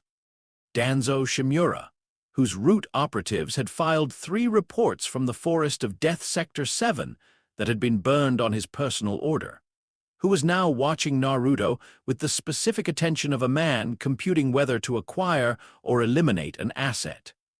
And high in the eastern gallery, in the shadow of the observation deck's upper tier, a man in an orange spiral mask with a single visible eye that had not blinked in 20 minutes.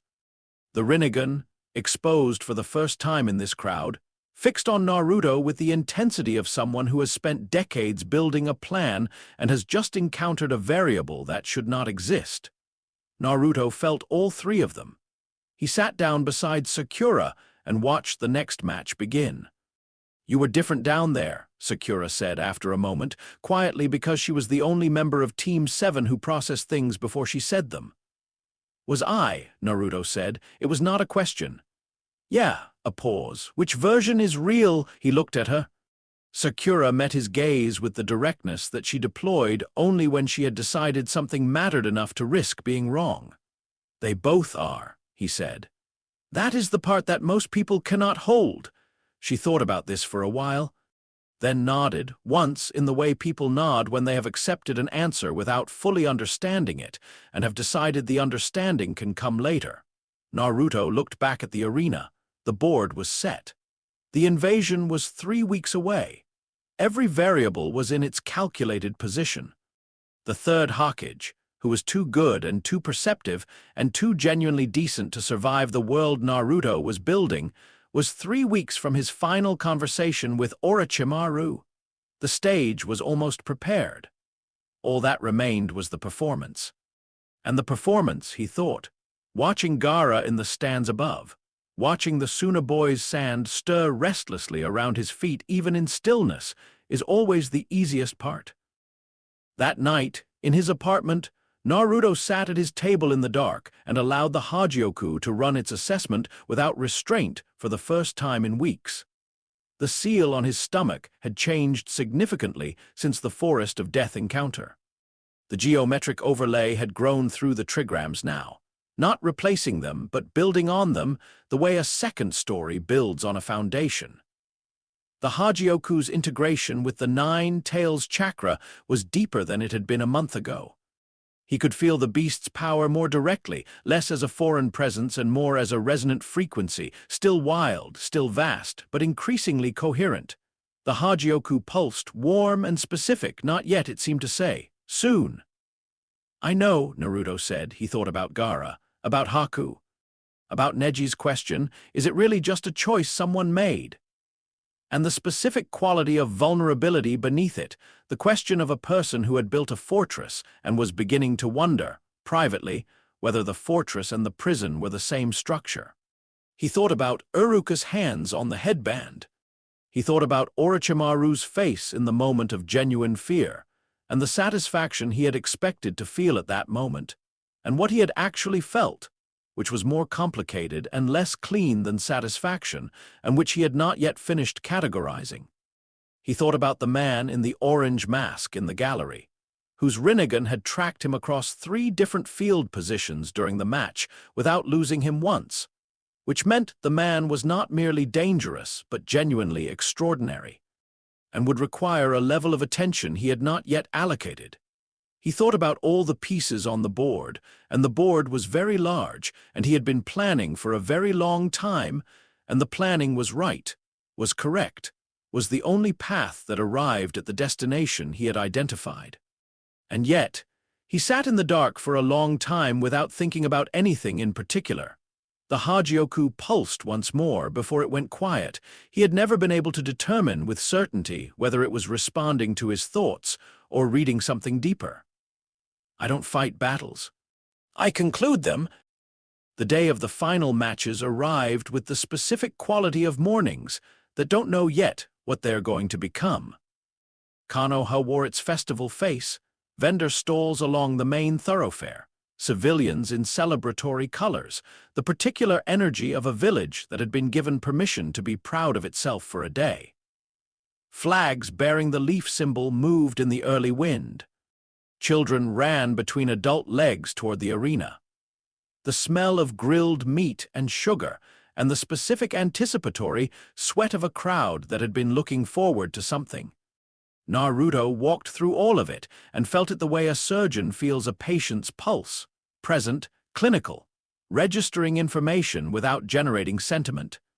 He had walked this route 3 times in the preceding week, at different hours, mapping the crowd density patterns, the vendor positioning, the civilian evacuation bottlenecks, the locations where Anbu had placed their concealed observation posts. He had counted the foreign nin embedded in the civilian crowd at his last survey, 47. Today he counted again as he walked, 73. The number had increased by 56% in 72 hours. He noted this with the satisfaction of a prediction confirming itself, and moved on.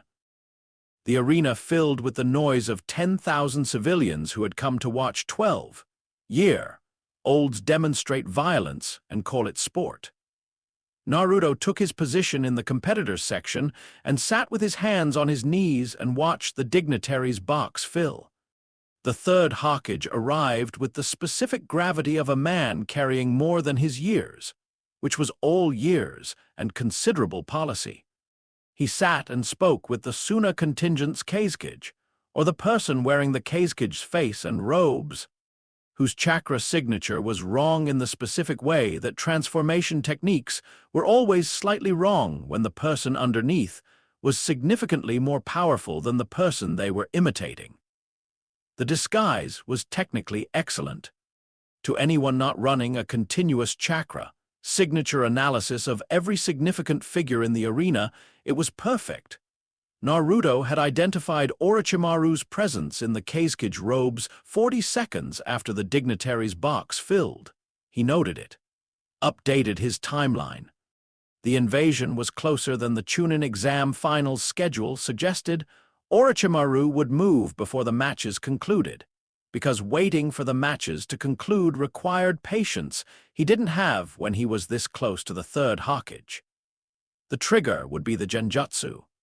The genjutsu would require a signal, and the signal would come from Kabuto, who was somewhere in the crowd doing the specific work of someone whose job is to start a fire, and then be somewhere else when it catches. He located Kabuto in the Eastern Civilian Gallery, 11 rows up, positioned near a structural support column that blocked direct Anbu sightlines from the primary roof observation posts. Kabuto was playing a civilian with the practiced ease of a man who had been many things in many rooms and found the performing easy. Naruto looked at him for exactly long enough to confirm the positioning, and then looked away. He had no intention of stopping what was coming. The invasion was a variable he had decided months ago to allow. Not because the cost was acceptable in any conventional ethical framework. The cost in lives and structural damage was significant, and he was aware of it with precision, but because the board required it. The third Hokage's death removed the single largest ethical constraint on Konoha's future political direction. The invasion's failure, which was guaranteed, because Naruto had been making small adjustments to the sand. Sound Alliance's operational logistics for 6 weeks through intermediaries that neither village had identified would expose the fundamental weakness of aggressive coalition strategy, which would shift the balance of power toward the village that emerged strongest from the chaos, which would be Konoha, which he intended to be positioned above by the time the dust settled. Every piece has its purpose, he thought. Every sacrifice its function. He sat with this thought and noticed that it sat differently than it used to.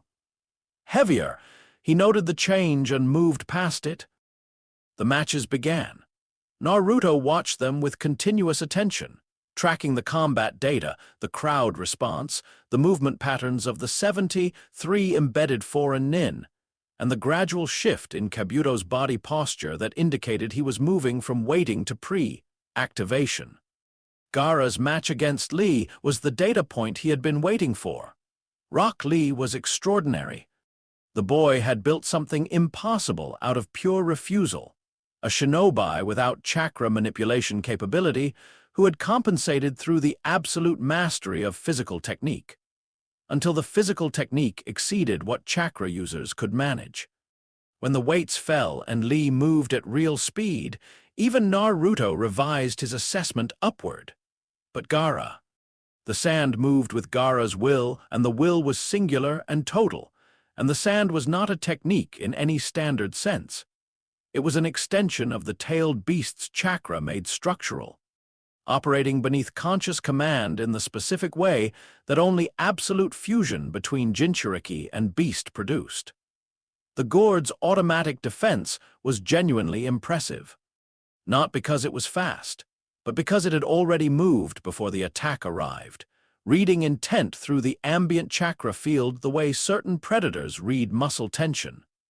Naruto watched the sand crush Lee's arm and leg with the specific mechanical efficiency of something that had no concept of sufficient force, and watched Gaara's face through it, and updated his Gaara assessment significantly. The vacancy he had noted in the preliminary matches was not emptiness. It was the expression of a person who was present at a remove, watching themselves from a distance, because the distance was the only way to survive being them. The sand's hunger for blood was Gaara's hunger for proof that he was real, that he existed, that he mattered in some measurable way, and the only measurement his psychology had been given access to was the measurement of other people's fear. I know this architecture, Naruto thought. I know it from the inside. He watched Gaara and felt something he did not feel. The genjutsu hit the arena like a dropped stone hits water, sudden, total, radiating outward from the multiple activation points Kabuto had seeded through the crowd. It was a sleep genjutsu layered over an audio vector activation trigger, which was technically elegant. A single sound frequency embedded in the arena's ambient noise that, when Kabuto activated it, produced an unconscious synchronization response in any nervous system that had been exposed to the preparatory seeding. The preparatory seeding had been occurring for 3 days through the water supply in the civilian residential sectors adjacent to the arena. Naruto had mapped it on day 1. He sat in the competitor's box as 700 people fell unconscious around him and felt the genjutsu arrive at the edge of his awareness and simply declined it. Not with a counter technique, not with Kai. The genjutsu attempted to enter his nervous system and found the Reiatsu field it ran into like a wave running into bedrock and dissipated without record. He sat in absolute silence in the middle of a fallen arena. The sound nin appeared first, from the tunnels beneath the arena floor, from the examination rooms beneath the competitor boxes, from the maintenance corridors along the northern wall. They moved with the coordinated efficiency of people who had drilled this operation repeatedly. Their chakra signatures had the specific altered quality he had noted in the Oto team during registration, modified physiology, higher than standard output, the specific flavor of Orochimaru's enhancement work. Then the sand. The sand nin entered from the arena's eastern and western gates with the formation discipline of a military unit executing a prepared assault. Naruto counted 40, 4 of them in the first wave, which was within 3 of his projected number. He sat and watched them move through the fallen crowd. In the dignitary's box, the scene he had projected with 94% accuracy was playing out. Orochimaru removing the Kazekage mask, the third Hokage's specific quality of grief and resolve that came with understanding a situation clearly and knowing there was only one path forward. the activation of the barrier team, he did not look at it. He had already watched it in his projections enough times to know its ending.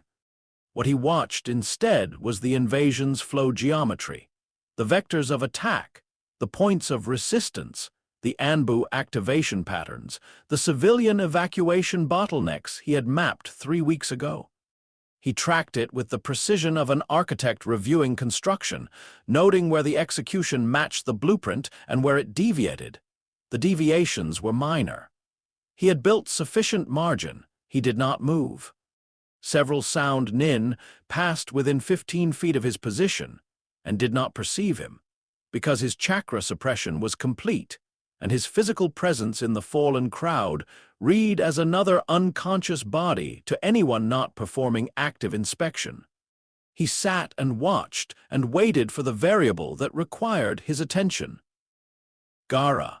He felt the transformation beginning before he heard it, a specific vibration in the ambient chakra field, the signature of a tailed beast's power moving from contained to expressed.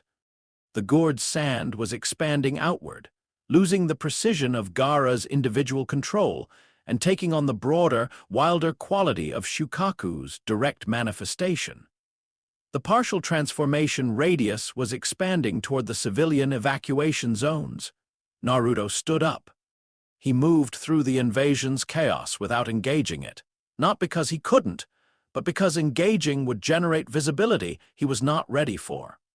He stepped around a sound nin mid, attack without the sound nin registering his passage, slipped through the gap in the eastern wall's breach point, and moved toward Gaara's position with the unhurried pace of someone who is not concerned about the time because they have already calculated that they have enough of it.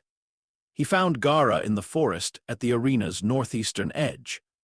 The partial transformation had progressed further than he had allowed for.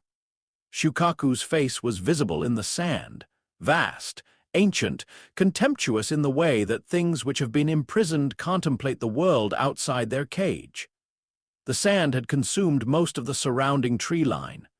The civilians who had evacuated into this sector were frozen at the edge of the sand's reach, unable to retreat, staring at what stood between them and the arena, Lee's team, Naruto's teammates.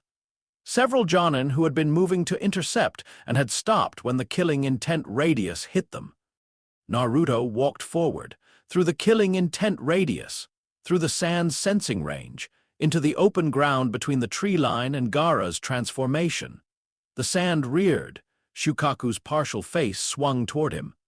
The killing intent that radiated from it was the real thing, not human, generated, not constructed from memory and trauma and accumulated violence, but the primal output of a being that had existed since before the village was built and had spent that entire existence in hatred of confinement. It pressed against Naruto like a physical weight. He stopped walking, stood still, and then, with the deliberate care of someone opening a valve, he released, not everything, not the full depth of what existed behind his suppression, but more than he had ever released in a populated area, significantly more than the thread he had shown Orochimaru, more than the fraction he had used to stop Zabuza's combat geometry. He let the Reiatsu expand outward from him in a sphere, slow and total and immense, carrying the specific weight of a being that had transcended the categories that governed every other living thing on this field. The effect was immediate and absolute. The sand stopped. Every grain of it, simultaneously, in the specific way that motion stops when it encounters a force so fundamentally larger than itself, that the nervous system processing it simply halts rather than calibrating a response. Shukaku's partial face, which had been building toward an attack, remained where it was, arrested in the moment of preparation, unable to process the completion of the action. The killing intent did not stop fighting. It pressed harder, the instinct of a vast old thing encountering something that should not exist and doubling down on the only tool it had. But it pressed against the Reiatsu field, and the field did not move, and after 17 seconds the killing intent began, slowly, to change quality. Not surrender, recognition. Shukaku's ancient consciousness, buried under Gaara's fractured psychology, was encountering something it had a reference for, the specific signature of a tailed beast's power, yes, but also something older and stranger underneath it. Something that the beast's instincts filed under a category that had not been activated since before human civilization had names for things. Apex. Naruto looked up at the partial transformation. "I know what you are," he said, not loud. But the Reiatsu carried his voice in ways that air pressure alone didn't explain, and it arrived in Gaara's awareness whether Gaara was in a position to hear it or not. "Not what they made you, what you are. You are a vessel carrying something vast and alive and ancient, and you have been told since before you had language that the vastness is the problem, that you are the problem, that the only solution is to consume everything around you before it consumes you." The sand moved. Not an attack, a response, the specific agitated motion of a system receiving input it doesn't have a processing framework for. "There is another architecture," Naruto said. "I have been building it. It has a place for what you are, not despite what you carry because of it." He paused. "But I require you functional, not consumed, not consuming. I need you to come back." The silence after this had a quality. Then, slowly, with the specific effort of a person doing something that requires more than strength, Gaara's consciousness reasserted itself against the transformation. Not completely, the sand didn't recede entirely, the partial manifestation didn't dissolve. But Shukaku's face blurred and softened, and in the space where it had been, Gaara's face emerged, pale, exhausted, bleeding from the eye. His eyes found Naruto across the clearing. They were the eyes of someone who has been completely alone for their entire life and has, unexpectedly, encountered something that looks back. Not with pity, not with fear, with the specific quality of recognition that only comes from one person who has carried something immense looking at another person who is carrying the same. "What are you?" Gaara said. His voice was a wreck, days of no sleep, the transformation's cost, the invasion's chaos. But the question was clear. "Something new," Naruto said. "Something this world hasn't had a name for yet." He held Gaara's gaze for another moment. Then, because the invasion's timeline required it, and because the civilians in the tree line needed the sand to continue receding, he began to slowly draw his Reiatsu back. The sand fell, quietly, without drama. Gaara fell to his knees on the sand, and the siblings who had followed him, Temari and Kankuro, who had stopped at the Reiatsu field's edge and stood there for the duration with expressions of people who have looked directly into something they have no category for and are still processing, moved forward to reach him. Naruto turned and walked back toward the arena. He did not run. He had time. He had calculated the time. He felt the third Hokage's death as a Reiatsu disturbance, the specific quality of a strong will departing the world, which created a pressure differential in the ambient spiritual field the way a stone removed from a dam creates a change in the water's behavior. It was subtle. No one else present had the sensitivity to feel it. Naruto stopped walking for exactly 3 seconds. He stood in the forest at the arena's edge while the invasion's noise continued around him, and the smoke from the barrier team's battle above the roof drifted south on the morning wind, and he looked at nothing in particular. And he felt something that he was still in the process of categorizing after 4 years of it arriving without invitation. Sarutobi Hiruzen, who had walked past the memorial stone every morning at 6:40 a.m., who had looked at Naruto at the graduation ceremony with the expression of a man seeing something that moved him in a way he wouldn't have been able to fully explain, who had been, in the entire architecture of Konoha's power structure, the single human being Naruto had marked as genuinely good without complexity. Not good in the managed sense, not good as a political position, but good the way certain people are good, as a fundamental operating condition. He had not been useful to Naruto's plan for reasons of sentimentality. He had been a variable that needed to be accounted for because genuinely good people with genuine perception were the most dangerous kind of constraint. He had also been, Naruto noted with the honesty that his interior architecture had always maintained, even when the exterior didn't. The closest thing this village had to someone who saw the demon child and responded with something other than hatred or management. 3 seconds. Then he filed it. Not cleanly. Not with the precision of the standard filing operation. With the specific imprecision of something that didn't have a folder and was placed in the closest available approximation. He walked back toward the arena. The invasion's failure was, in its final accounting, comprehensive. The Sound Nin had achieved their initial objectives, but failed to consolidate them, partially because Konoha's response time had been faster than projected, which Naruto had ensured 6 weeks ago by making 3 specific adjustments to the Anbu activation protocol through an intermediary who believed they were filing a routine security review. Partially because the sand had lost cohesion when Gaara's transformation stopped. The sand attacks that were supposed to create civilian chaos and draw Jonin resources away from the Sound's advance had ceased, which disrupted the operational sequencing. And partially because, in the 37 minutes that the invasion's ground phase lasted, 17 Sound operatives who had been positioned at key structural points in Konoha's defensive perimeter had found, on arrival, that their sealed access codes had been changed. The change had been logged 2 weeks ago and attributed to routine security rotation. Naruto had made the change. No one knew this. No one was in a position to know this. He had been 12 years old when he did it, working through a gap in the administrative registry access that had existed for 11 months, and been patched 2 days after his action, which had looked, to the security team who found it, like a minor system error. He stood in the arena's recovery zone as the fires were put out and the wounded were moved and the village began the process of understanding what had happened to it. And he looked at the sky above Konoha, smoke, threaded, morning, lit. The specific color of a day that had broken its own promise of normalcy, and he thought about the next phase. The board had changed faster than projected in 2 specific ways.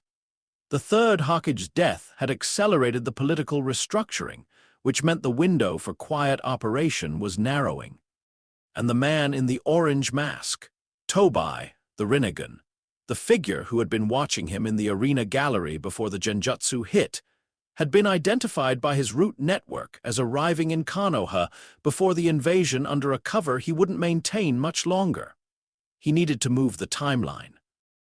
Jiraiya arrived 3 days after the invasion, announced and expected, summoned by the Council's emergency succession protocol to retrieve Tsunade for the Hokage appointment.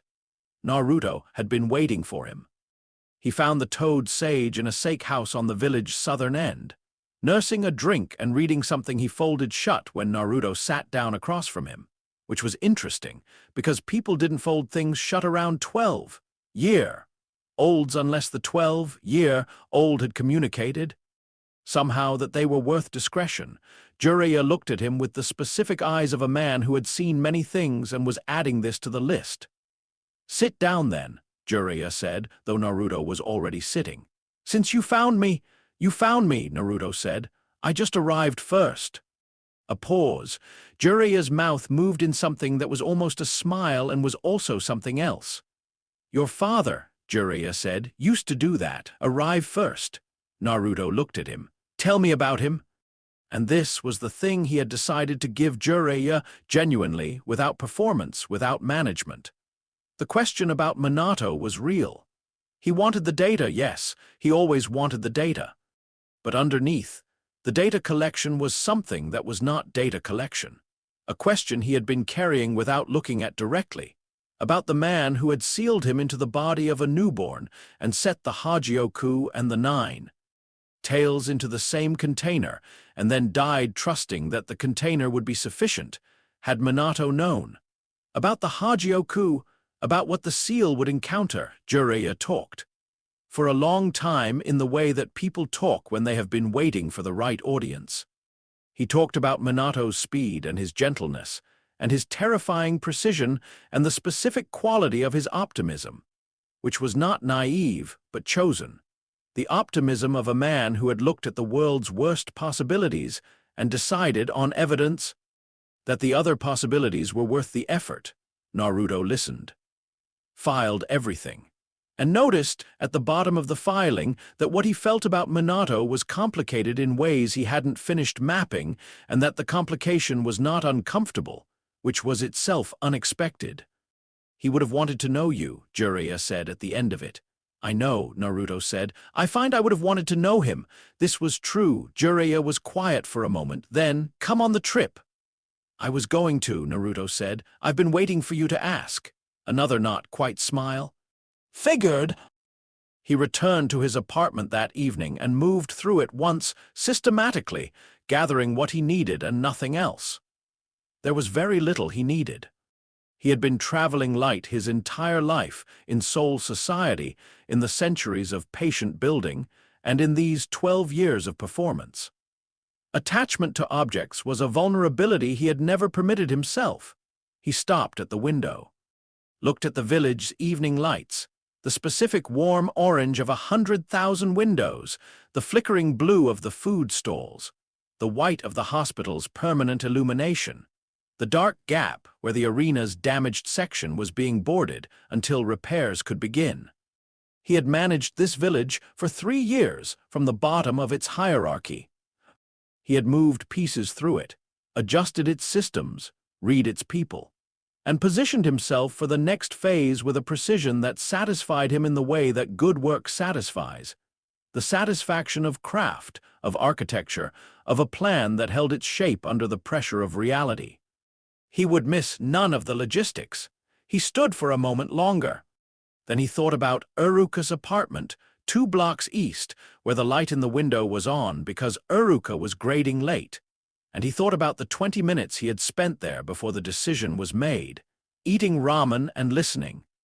And he thought about what it meant that he had made the time for those 20 minutes when his schedule had not technically required it. He put on his coat, the black one, high-collared, that he had owned for a year, and never worn outside his apartment because the orange was still operationally necessary, and went. Iruka's apartment was warm and smelled of ink and instant ramen, and the specific lived, in quality of a space that a person had made genuinely their own. Books in actual use. Mission reports beside a half-drunk cup of tea. A photograph on the wall of the academy class that had graduated 3 years ago, including a blond boy in the second row who was performing a grin so wide it almost obscured his face. Iruka looked at him when he opened the door, looked at the coat, looked at the bag, looked at his face. You're leaving, Iruka said, not a question. Training trip, Naruto said. With Jiraiya, right. Iruka stepped back to let him in. I'll make ramen. He made ramen, and they sat at the table, and Iruka talked about the invasion recovery, about the academy's structural damage, about the students who had been frightened, and how he was planning the first week back, about the memorial for the Jonin who had been lost. He talked with the specific generosity of someone who understands that the person across from them needs to be in a room with an ordinary human voice for a while, and is willing to provide that without making it into something. Naruto ate, listened, watched Iruka's face with the same attention he gave everything, and noticed, not for the first time, that Iruka's face was one of those faces that did not have a private setting. What you saw was what was there, with no management and no performance. He had always found this quality alien. He still found it alien, but alien did not mean without value. Are you scared? Iruka asked when the ramen was done. Naruto considered giving him the standard answer, the one that maintained the performance. Then considered what the performance was actually for in this room with this person. No, he said, I am many things. Scared is not among them. Iruka nodded, accepting this. Will you be okay? I will be, Naruto said, exactly what I have always been, whatever that is. A pause. I think you're more than you let people see, Iruka said. Naruto looked at him. I think, he said carefully, you are probably right. I think you have been right about me more often than I give you credit for. And I think, he stopped, started again. I think what you gave me, without knowing what you were giving it to, was real, and I have not always known what to do with real things." Iruka was quiet for a moment. Then he reached across the table and gripped Naruto's shoulder once, the grip of a person communicating something they don't have words for, through contact, because sometimes that's what's available. "Come back," Iruka said. "However long it takes, come back." Naruto stood, put on the black coat, picked up the bag at the door. He paused, not for calculation, not for management. "I will," he said. He meant it. He walked out into the night and toward the southern gate where Jiraiya was waiting, and behind him, Iruka's window light stayed on for a long time. And ahead of him, the road opened into everything that came next. The 2.5 years of building in the dark, the pillars, the Hogyoku's evolution. The new architecture that would require the world to change its shape around it. He walked and felt the night air and the Hogyoku's pulse against his sternum and the nine tails' endless seething and the weight of the seal's new geometry, and underneath all of it, settled in the place where the unlabeled file lived. Something small and very old and entirely without strategic value, something that felt, against all calculation, like the specific warmth of a door that had been left open for you. He filed it nowhere. He let it stay where it was, and he walked forward into what came next. "I have not defected. I have simply relocated my throne." The desert outside sooner remembered everything. Sand held history differently than soil did, not in layers, not in the slow compression of centuries, but in the immediate surface record of what had moved across it. Wind direction, pressure patterns, the specific drag, signature of different weights moving at different speeds. A trained reader could reconstruct the last 3 days of activity from a desert surface the way a forensic examiner reconstructed a scene from evidence. Naruto stood at the desert's edge, 2 kilometers outside Suna's western gate, and read 6 months of it in 4 minutes. He had been here before. 8 months into the time skip, in the middle of a night with no moon, he had arrived at this exact position and sat in the sand and waited without announcing himself, until Gaara's sand sensors, which extended approximately 8 kilometers from the Kazekage Tower under standard monitoring parameters, registered his presence, and the gate opened. That conversation had lasted 3 hours. He had not told Gaara everything. He had told him enough about the tailed beast's true nature, enough about what the Akatsuki's extraction process would do to a Jinchuriki's soul. Enough about the world Naruto was building and the specific place it had for what Gaara was.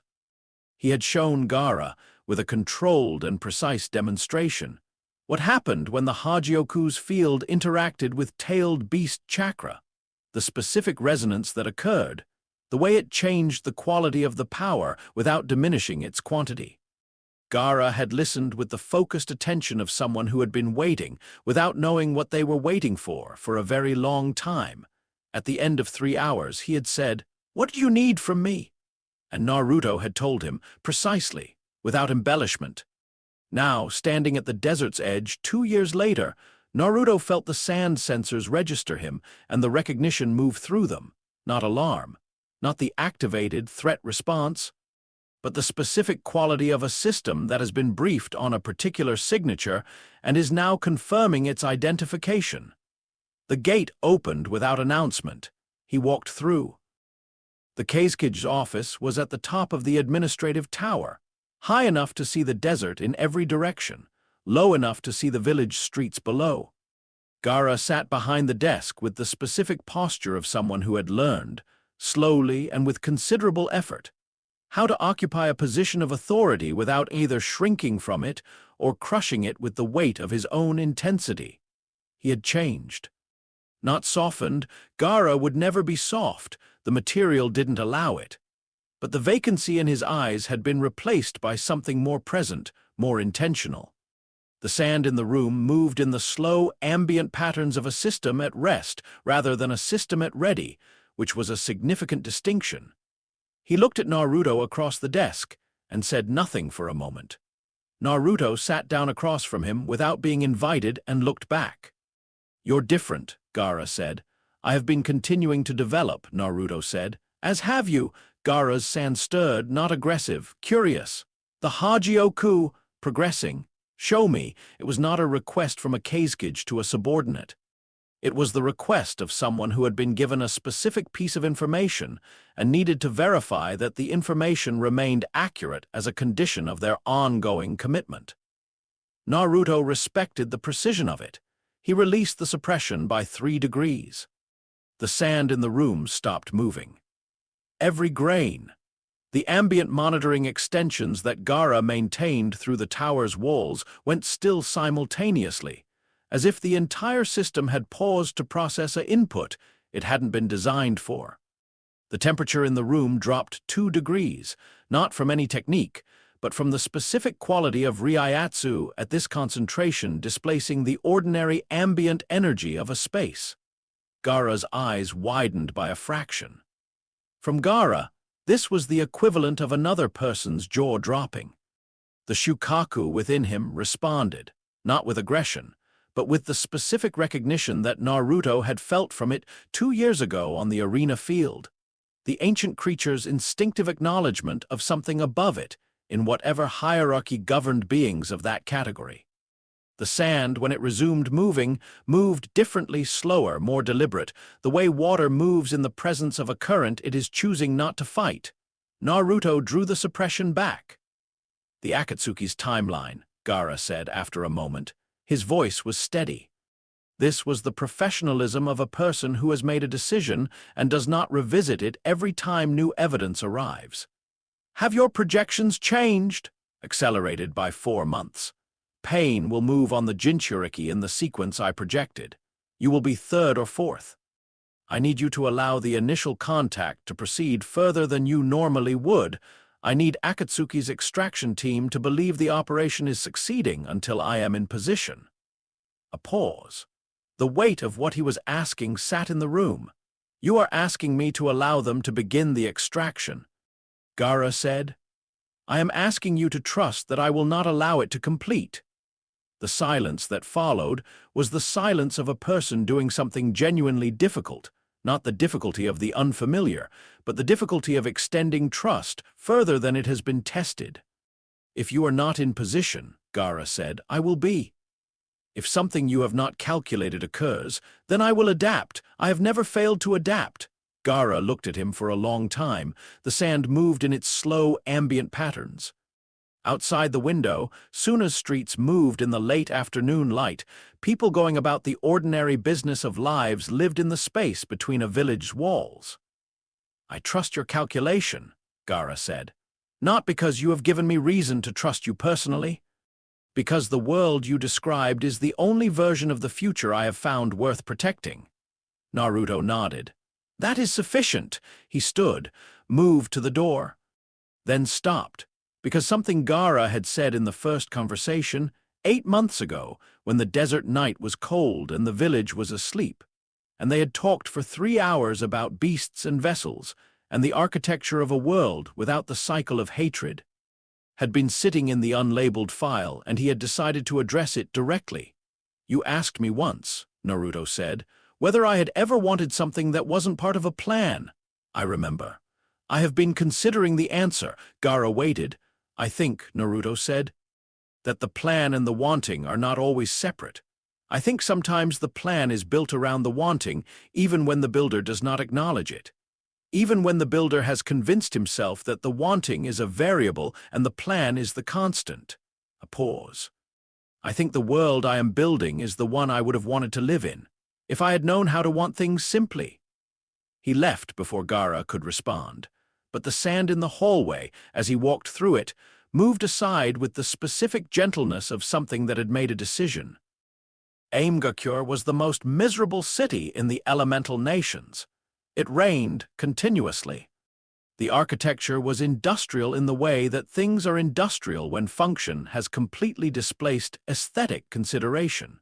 Tall metal towers, walkways above the permanent flooding of the lower streets, the specific gray of a sky that had not been blue in living memory.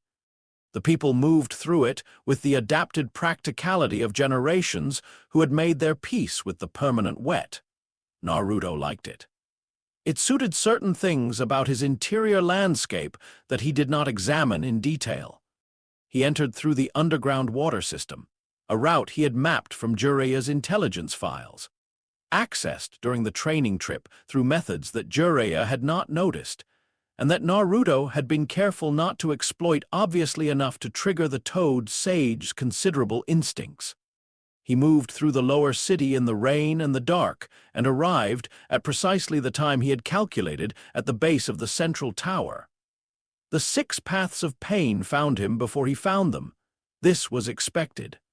Pain's chakra receiver network extended through the entire city. Nagato's sensory capacity, mediated through the paths, was effectively complete within Aimgakure's borders. Naruto had known he would be detected. He had dressed for the meeting accordingly, the black coat, no headband, hands visible, moving without concealment. The animal path landed in front of him, the Preta behind, the Naraka to his left, the human above, the Asura to his right, the Diva directly ahead, touching down on the rain-slicked metal walkway with the specific authority of a figure accustomed to using its own presence as an opening statement. Nagato's primary puppet body, the Diva path, looked at him with the Rinnegan's concentric circles and said nothing. Naruto looked back. "Pain," he said, "or Nagato, I know both names, I am comfortable with either." A pause. The rain fell between them. "You entered my city," the Diva path said. Nagato's voice, mediated through the pain of a body that was running on chakra rather than biology, carried the specific resonance of someone who had hollowed themselves out in service of an idea. "I entered your city without concealment," Naruto said, "because I did not come to infiltrate. I came to have a conversation that I believe is worth your time. You believe many things are worth my time. This is a quality I find in people who have not yet understood what my time costs." "I understand what your time costs," Naruto said. "I know about Yahiko, I know about Chunin. I know about the specific sequence of events that converted a child who wanted peace into a god who decided peace required subjugation. I am not here to interrogate that conversion. I am here because the conversion was almost correct. The 6 paths went still simultaneously, the specific stillness of multiple bodies receiving a signal from a central consciousness that has encountered an input requiring full processing capacity. Almost, the Diva path repeated. The diagnosis was right. The treatment is wrong. What followed was 6 hours. They walked, Naruto and the Diva path, the other 5 maintaining distance but present, through Aimgakure's upper walkways in the continuous rain, and they argued. Not shouted. Argued, in the specific sense of 2 people bringing genuine intellectual resources to a fundamental disagreement about the nature of power and its relationship to peace. Nagato's position was architecturally coherent. Pain was the universal language, the one thing every human being understood without translation. Inflict sufficient pain on a sufficient scale, and the memory of that pain would prevent war for a generation. Repeat the process as necessary. The cycle of hatred ended when hatred became too expensive to sustain. Naruto's position. You are describing a cycle. You have built a larger version of the thing you want to end. Pain as currency produces pain as currency. The next generation inherits the debt, not the understanding. The hatred doesn't stop. It compounds. Then what is your alternative? Consolidation of power to a singular point that has no investment in the cycle. I do not hate. I have no nation to protect, no memory of loss to avenge, no ideology that requires an enemy for definition. I am not a god of pain. I am a governor of systems. A system governed by a will that is outside the cycle cannot perpetuate the cycle. You describe a tyrant. I describe a ceiling. A ceiling is not a tyrant. It simply prevents what is above it from falling on what is below. The rain fell. Nagato was silent for a long time. When he spoke again, his voice through the Diva path had changed slightly, the specifically careful quality of a man revising a position without conceding it. You cannot be singular. Every governance reverts. Every throne attracts challengers. Every peace enforced by one will ends when that will ends. Then I will not end. Another silence. You believe this? I have evidence for it, Naruto said. The Hogyoku does not grant immortality, it grants evolution. The gap between what I am becoming and what a human being can challenge is not a gap that closes. It is a gap that opens, continuously. He let a fraction of the Reiatsu out, less than he had shown Gaara, specifically calibrated for this audience, this sensory capacity. The Rinnegan was extraordinary.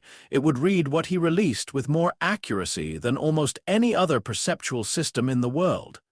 He wanted Nagato to read it accurately. The Diva path stopped walking. The Rinnegan's analysis was visible in the stillness, the specific pause of a system processing data that exceeds its expected parameters. The concentric circles dilated slightly. Every one of the 6 paths went absolutely motionless. Nagato's voice, when it came through the Diva path, was different from any quality it had carried in the preceding hours. Quieter, the voice of someone who has arrived involuntarily at the edge of their own framework. What is that? The beginning, Naruto said, of what comes after everything you and Madara and Obito have been building toward. The thing that makes the infinite Tsukuyomi unnecessary. The thing that ends the cycle without putting everyone to sleep. He drew the Reiatsu back. I am not asking you to follow me, Naruto said. I am asking you to wait. Operate on your timeline, collect your tailed beasts, and when the moment comes where Madara's plan and my plan diverge, and it will come and you will recognize it, choose the version that keeps people conscious, aware, present in the world they're living in. And if I choose Madara's version, then I will stop you, efficiently, without the theater you have come to expect from confrontations at this level. A pause. You are very certain, Nagato said. I am not certain of everything, I am certain of enough. The rain fell between them. 6 bodies stood in the wet dark, and the city breathed around them, indifferent to the conversation occurring above its streets. I will wait, the Diva path said finally. Not because you have convinced me. Because what you carry is something I need more time to understand before I can correctly oppose it, and because, a pause. Because the world you described, without the cycle, I wanted that before I wanted anything else, and I have not found a version of it that I believed was real until tonight. Naruto nodded. That is sufficient. He walked back into the rain. Behind him, 6 bodies stood in the wet walkway for a long time without moving. Somewhere in the underground chamber where Nagato's real body existed, broken and ancient and sustained by chakra receivers, and will alone. A man with the Rinnegan stared at the ceiling and thought about a conversation he had not expected to have. Itachi was dying. This was not metaphor. His eyes were failing, the Mangekyo's toll accumulating at the pace Naruto had calculated from the mission files, and the visual deterioration reports his network had assembled from witness accounts. He had perhaps 6 months of functional vision at current usage rates.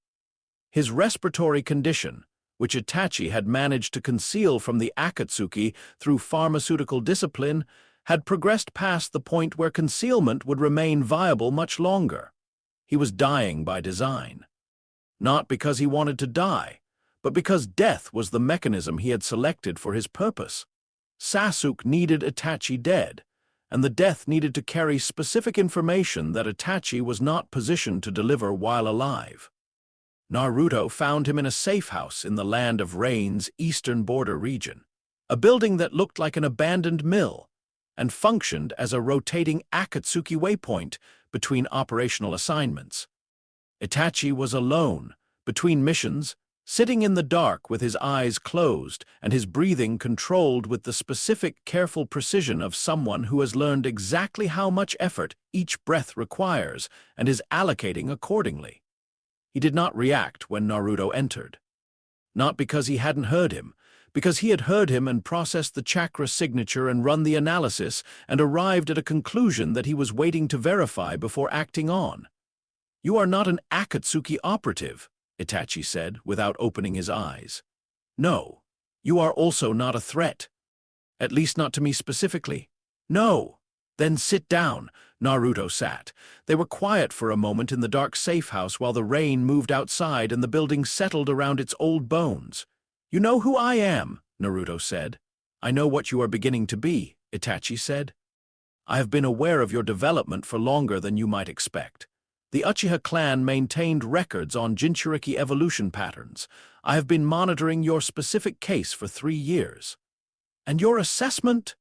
That the world is about to change in ways I cannot fully project. And that my brother's survival is either very important to this change or very threatened by it." "Both," Naruto said. Itachi opened his eyes. The Mangekyo's pattern was visible even in the low light, extraordinary and damaged, and carrying the specific weight of a power that had been used to do things that could not be undone. He looked at Naruto with the calm of someone who has been preparing for a version of this conversation for a long time. "Tell me," he said. Naruto told him, "not everything. The specific subset of his projections that was relevant to Itachi's design, Madara's plan, Obito's role in it. The way Sasuke's arc was intended to end with Sasuke becoming a tool for Madara's revival rather than the conclusion Itachi had planned." He told it precisely and without embellishment and watched Itachi's expression process each element with the specific quality of a mind that was genuinely exceptional working at full capacity. "Obito," Itachi said when he finished. "Obito. This changes the contingency, specifically the sequence in which Sasuke receives the information. Your original design delivers the truth of the Uchiha massacre after your death, at a point where Sasuke is prepared to process it toward grief and resolution. Madara's version delivers additional information after that point that converts the grief into a weapon. The sequence needs a third element, information that arrives after Madara's revelation that gives Sasuke a framework capable of containing both." Itachi looked at him. "And you intend to provide that element at the correct moment. And Sasuke's purpose in your design, to be Sasuke, completely, without Madara's architecture overlaid on his own. His specific combination of capacity and history and grief makes him the most significant political variable in the elemental nations after me. A Sasuke who has processed his own story correctly is useful. A Sasuke who is Madara's weapon is a problem I would prefer to manage early." Itachi was quiet for a long time. The breathing stayed controlled. The eyes stayed open, looking at Naruto with the specific quality of a man who is adding something to a plan that has been built over a decade with the recognition that the addition makes the plan more complete. 2 adjustments. Itachi said, "Tell me." "The timing of the Amaterasu implant needs to move earlier, and the crow, the Shisui crow, the one I intended to use for Sasuke's eyes, needs a different instruction." "What instruction?" "Not protect Konoha, that was always too small for what Sasuke will become." A pause. "Understand him," Itachi said. "The instruction should be, understand him, the boy with the 9 tails, understand what he is, not protect, not follow, understand." Naruto looked at him. Something in his chest did the thing it did sometimes, the thing without a name. "That works," he said. They were quiet for another few minutes. Then Itachi closed his eyes again and adjusted his breathing to the careful rate he maintained at rest, and Naruto stood and moved to the door. "Naruto," Itachi said. He stopped. "Sasuke loves very deeply. He always has. He simply has no practice being loved in return." A pause. "Whatever your design requires of him, try to leave room for that. It matters, more than you think." Naruto stood in the doorway for a moment. "I know," he said. "I am trying to learn why he left." Itachi died 2 months later on schedule, and the crow carried its new instruction, and somewhere in Konoha. A revised contingency settled into the architecture of a plan that had been built for exactly this kind of revision. He returned through the land of fire in autumn, 2.5 years after he had left. The road was the same road. The trees along it had changed, grown, in the way that living things grow when you are not watching, filling the spaces they were allocated and then pressing into the spaces adjacent to them. The sky was the specific gray of an overcast morning in the season's first cold week. He walked it at an ordinary pace, alone. and let the Ryatsu run a quiet survey of the elemental nations around him. This was new. The range of his passive sensory field at minimum suppression had expanded during the 2.5 years of the Hogyoku's unobserved work to a radius that covered approximately 40 kilometers in every direction. He felt the villages like pressure points in a vast field, each one a concentration of chakra signatures at different densities, different qualities. He felt Konoha before he saw it. Its specific signature, the concentration of the 9 tails residual chakra in the village soil, the distinctive output pattern of its large sensor teams, the warm ambient density of a population that had been in one place long enough to press its collective presence into the ground. He felt, specifically, the sensor team's detection of him at 22 kilometers. He felt their assessment, a large chakra signature, massive, unlike anything their instruments were calibrated for, approaching on the main road from the east. He felt the elevated alert begin to propagate through the Anbu network. He kept walking. At the gate, Kotsu and Izumo were standing with the specific posture of people who have been briefed to expect something and are not certain the briefing adequately prepared them. They looked at him, at the black coat, the face that had grown 2.5 years into something sharper and stiller, the eyes that were the same amber they had always been and were also nothing like what they had been, and Kotsu said, "Naruto?"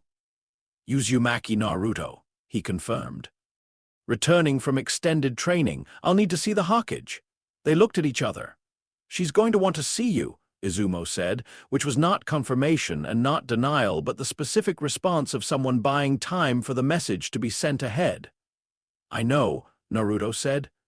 "I'll find my way." He walked through the gate.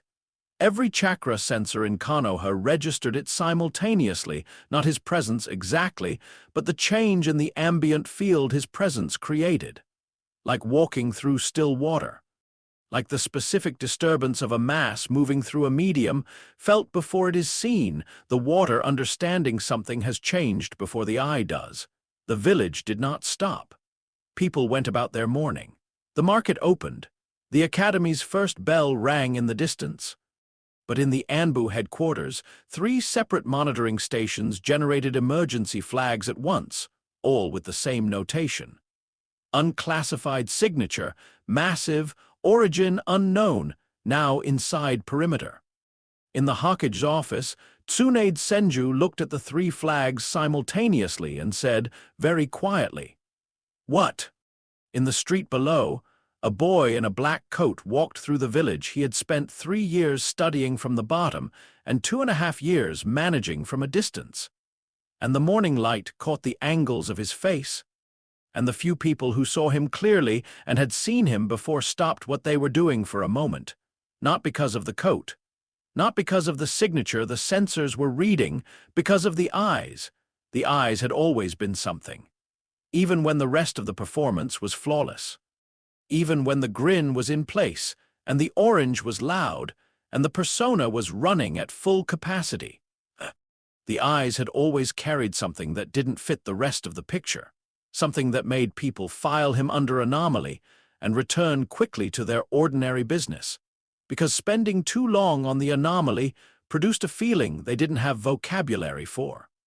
Now, with the performance set aside, the eyes simply were what they had always been beneath it.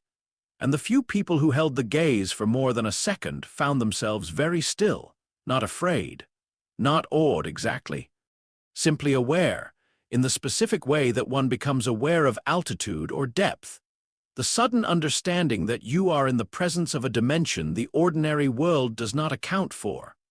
Naruto walked through Konoha and did not perform anything, and the village felt it. In his apartment, empty, unchanged, dust on the windowsill, he stood at the table where he had sat at 9 years old and read the mythology scroll by candlelight and begun the work of understanding this world. He set nothing on the table. He had brought nothing with him that needed to be set down. He stood and looked at the room and felt the Hogyoku pulse steadily against his sternum, not the exploratory pulse of the integration period, but the settled pulse of a system that has arrived at something, not completion. The Hogyoku did not complete. It evolved, continuously, toward the thing its host most fundamentally desired. And what Naruto most fundamentally desired was a moving target, a thing that kept reshaping itself in the dark, in the file without a name in the quarter. Second pauses he took in doorways that had no operational justification, but it had arrived at something. He unbuttoned the coat and lifted his shirt and looked at the seal. The 8 trigrams were almost entirely integrated into the new architecture. The trigram lines were there, visible, but running through a geometric framework that had no precedent in any sealing tradition the elemental nations had produced. The Hogyoku's design was visible in the pattern. The same logic, the same aesthetic, the same fundamental principle of barriers dissolving in the presence of sufficient will. The 9 tails chakra ran through the new architecture with the specific quality of something that had been completely incorporated, not a prisoner's chakra, not a tenant's, but a component's. Structural. Load, bearing. Naruto pressed his hand against the seal and felt the Kurama within not rage but resonate, the way a tuning fork resonates with its frequency, and understood that the beast had crossed a threshold during the time, skip, that it probably had not chosen and could not reverse. They were not friends.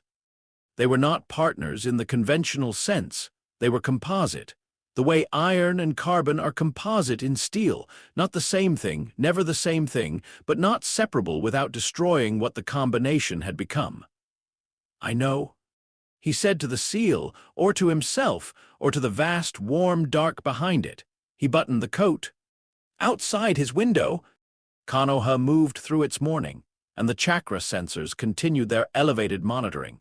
And in the Hokage's office, Tsunade was reading 3 different reports about the signature her sensors had been tracking since it entered the village, and looking at each report with the expression of someone who understands all the words individually and cannot make them form a coherent picture.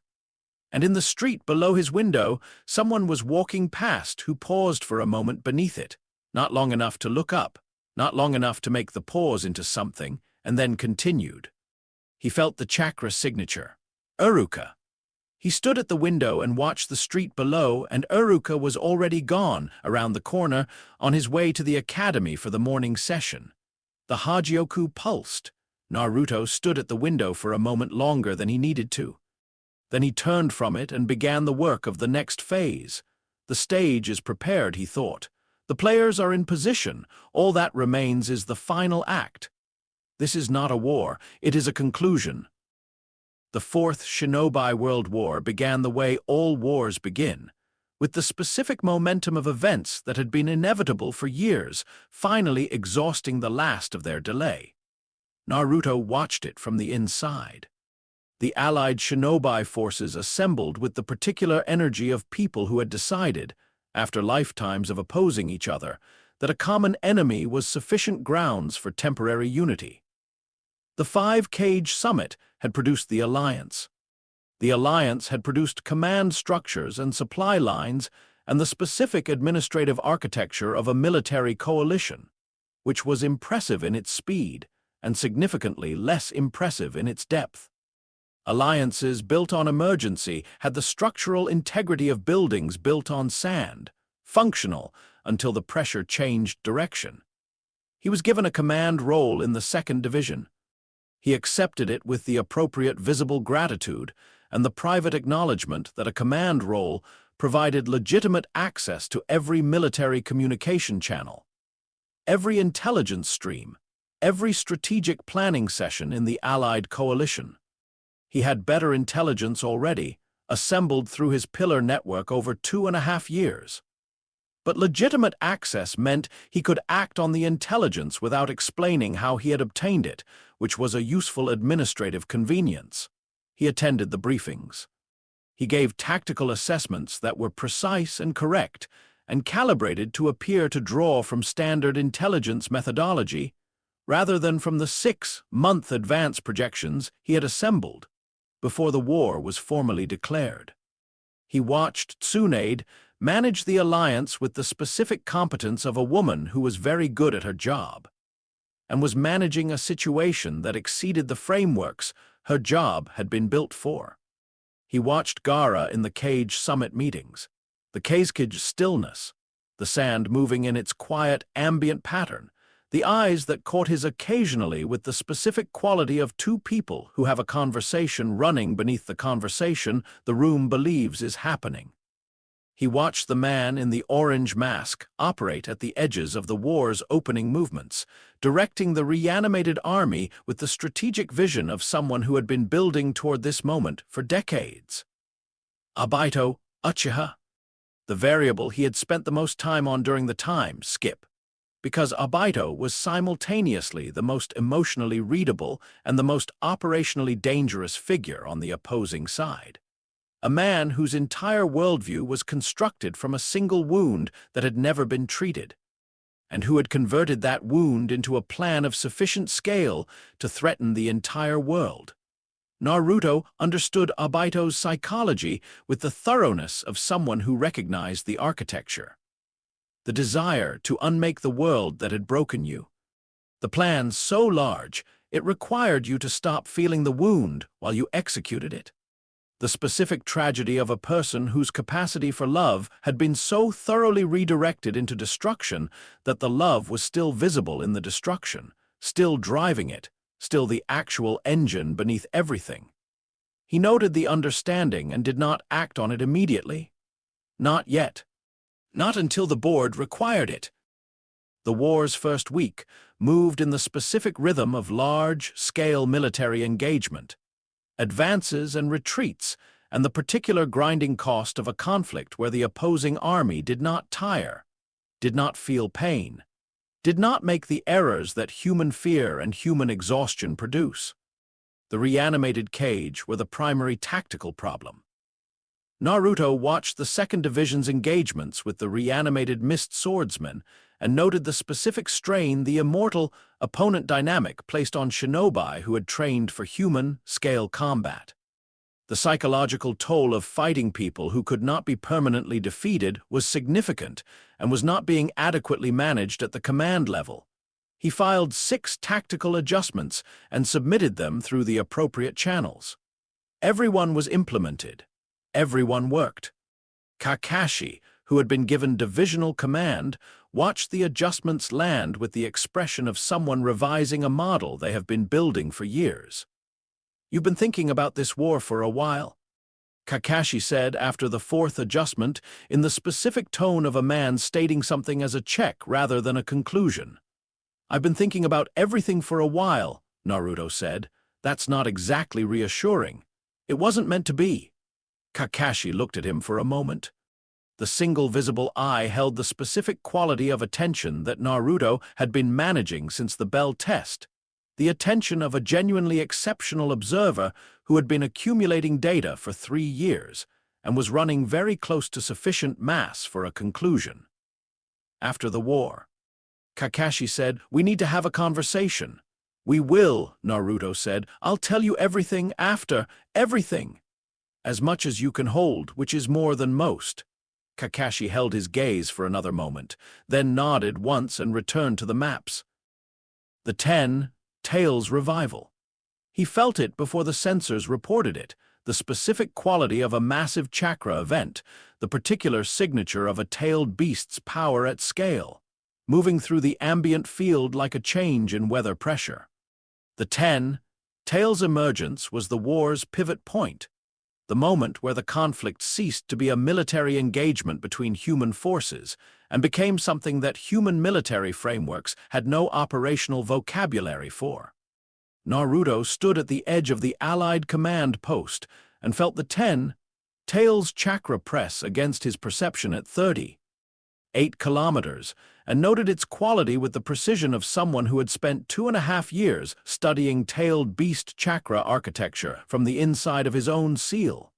Massive, ancient, undifferentiated in the specific way that a source before division is undifferentiated, the 10, Tails was not powerful in the way that individual beasts were powerful, focused and characterful and particular. It was powerful in the way that oceans are powerful, not directed, not intelligent in any framework that required direction. simply present, with the total and indifferent weight of something that had existed before the categories that made intelligence possible. He also noted the 3 specific vulnerabilities in its chakra architecture that the Hogyoku had identified and filed during his study of the individual beasts' sealed signatures. He had been waiting for those vulnerabilities to be accessible.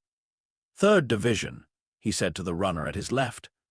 "Tell them to hold the eastern perimeter and do not engage the primary target. Maintain position." "Yes, sir, and tell Kakashi I'll be at the forward position in 11 minutes. He moved before the runner finished acknowledging. What he did in the following 6 hours was not reported accurately in any official chronicle of the Fourth Shinobi World War. The official record, assembled afterward from hundreds of witness accounts, and the surviving command team's debrief transcripts, described a series of extraordinary tactical interventions by Naruto Uzumaki that turned the war's momentum at 3 critical points. The record noted his use of shadow-clone coordination at unprecedented scale, his ability to be simultaneously present at multiple divisional engagements, his apparent resistance to the 10 Tails environmental attacks, and the specific quality of his chakra output that was noted by every sensor nin who came within range as unlike anything in the catalogued record. What the official record did not capture, because the witnesses who perceived it most clearly did not include it in their depositions, because including it would have required describing something they lacked the vocabulary for, was what happened when Naruto stood between the 10 Tails attack vector and the Allied forces' forward position and released his suppression to 40% of its actual depth. 40%.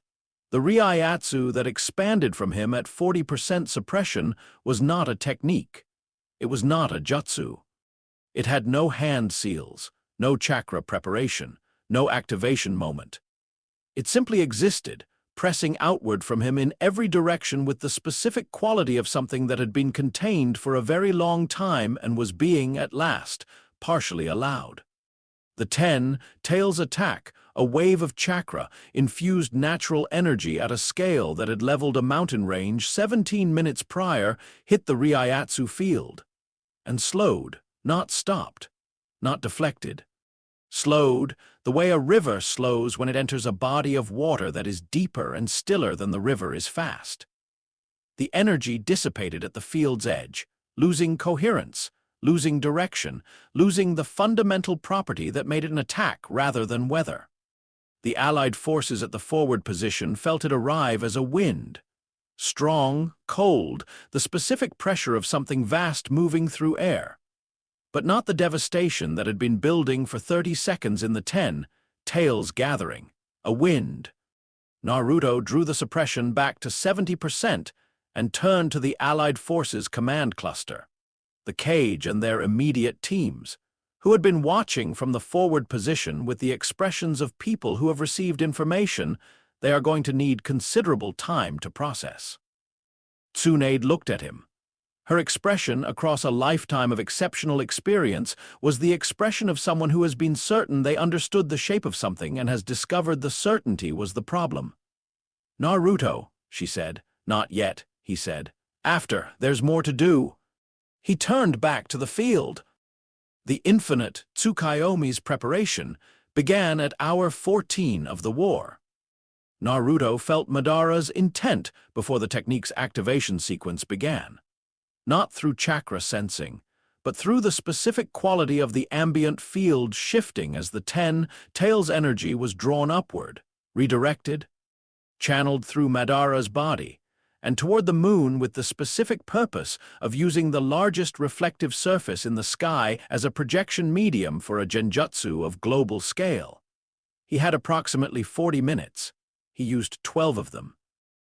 The tent was large enough for the 8 divisional commanders, the 5 cage, their immediate seconds, and the runners who carried messages to and from the forward lines.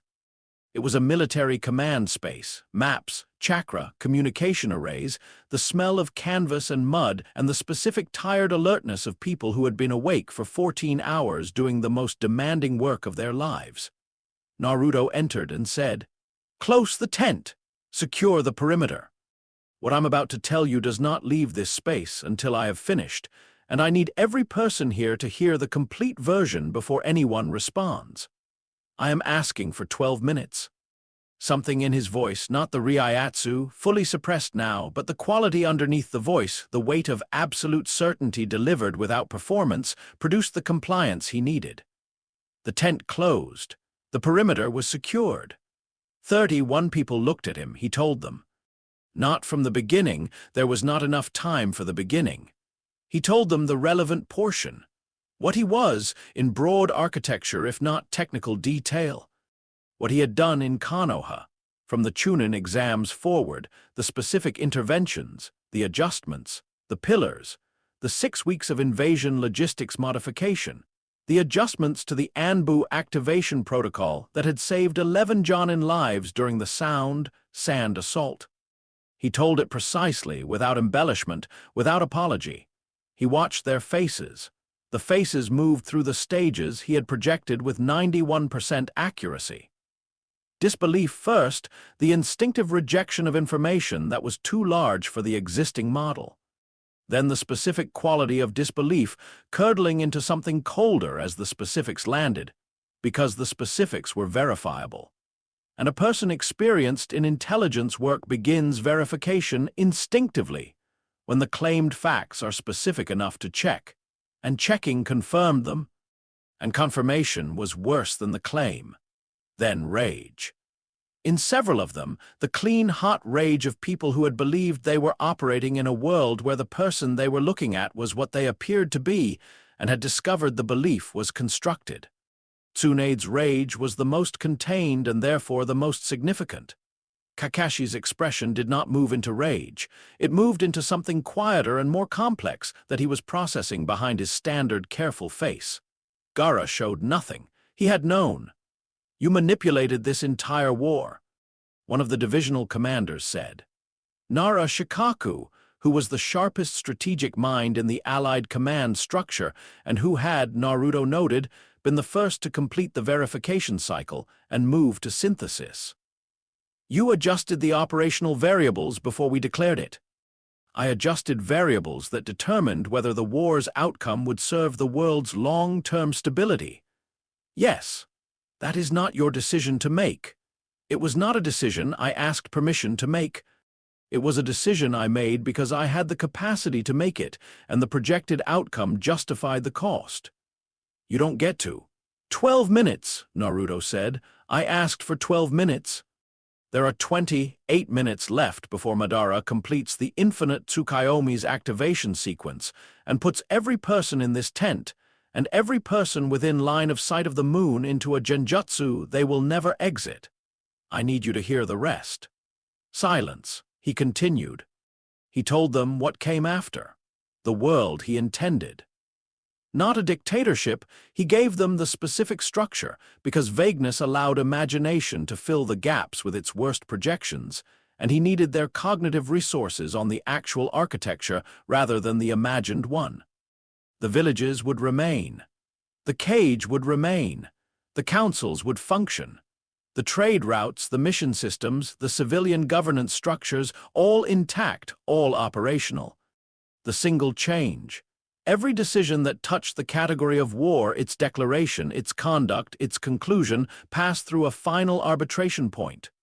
One point. Him, you are describing sovereignty, Tsunade said. I am describing a ceiling, Naruto said. The ceiling has no interest in what happens below it. It has interest in one thing, preventing the below from destroying itself. And when the ceiling decides that preventing destruction requires destroying something, then the ceiling will make that decision with better information and less invested interest than any of the parties currently available to make it. Including you. Including me in my national identity capacity if I had one. I don't. I have no village, no clan, no memory of loss to avenge. No ideology that requires an enemy. I am the only figure in the elemental nations who meets those conditions. I have spent 3 years verifying this. The silence after this had a different quality from the previous silences. It was the silence of people running calculations they didn't want to run and arriving at results they didn't want to arrive at. "You'll attempt to stop me," Naruto said. "Several of you immediately, some later when you've had time to organize. This is expected, and I have prepared for it, and the outcome will be what it will be. I am telling you now, rather than after, because I owe you the truth of what is happening, and because some of you, not all but some, will, after time, arrive at the conclusion that the architecture I'm describing is the least bad version of the options available." He looked at each face in the tent, one at a time for exactly 1 second. "There are 19 minutes. I am going to stop Madara. I suggest you use the remaining time efficiently." He left the tent. Behind him, the 31 people he had just told everything remained in the specific silence of people who have received too much information to respond to immediately and are doing the only thing available, holding very still while the processing runs. Madara, the reanimated Uchiha, was, by any honest assessment, the most formidable opponent the elemental nations had produced in the current era. His combat capability exceeded anything the allied forces could field individually and most of what they could field collectively. His strategic intelligence was extraordinary.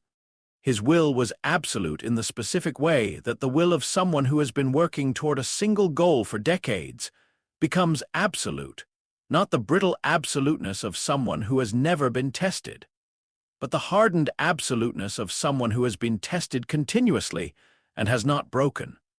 Naruto walked toward him across the battlefield's open ground while the 10 tails' energy gathered in the sky above them, feeding upward into the moon, and Madara watched him come with the Rinnegan's full attention. Around them, the battlefield had gone still. Not from command. From the specific quality of the field between the two of them, which was doing something to the ambient atmosphere that every chakra sensor present registered as wrong and every animal within 2 kilometers had already responded to by leaving. "Use Uzumaki," Madara said. "Uchiha," Naruto replied. They looked at each other across 40 feet of ground. Madara's assessment was visible in the Rinnegan's focus, the concentric circles processing what they perceived with the specific quality of an extraordinary perceptual system encountering data that exceeded its calibrated expectations. The assessment took 11 seconds. "You are not what you appear to be," Madara said. "Nothing I have ever been has been what I appeared to be." "What are you?" The answer to the question your plan raises. Your plan asks, who should govern the peace? Your answer is, everyone unconscious in a dream I control. My answer is, one will present with no investment in anything other than the stability of the system. A tyrant. You keep using that word. A tyrant has things to gain. I have nothing to gain. I already have everything I intend to take. Madara attacked. The scale of it was extraordinary. 6 paths techniques deployed simultaneously. The 10 tails ambient energy drawn into the attack through his connection to the beast. Susanoo manifesting as the outer layer of a strike that was designed to be irresistible by any conventional metric. Naruto released the suppression to 60%. The techniques arrived at the Reiatsu field's edge and unraveled, not deflected, not absorbed. The technique's fundamental coherence, the specific relationship between chakra and intent that made a technique function rather than merely exist, dissolved at the field's boundary the way ice dissolves at a heat source that exceeds its capacity. The Susanoo's arm completed its swing and landed against the field, and the field pushed back with the passive authority of a wall that has no interest in what is pushing against it. Madara was very still for a moment. Then he escalated.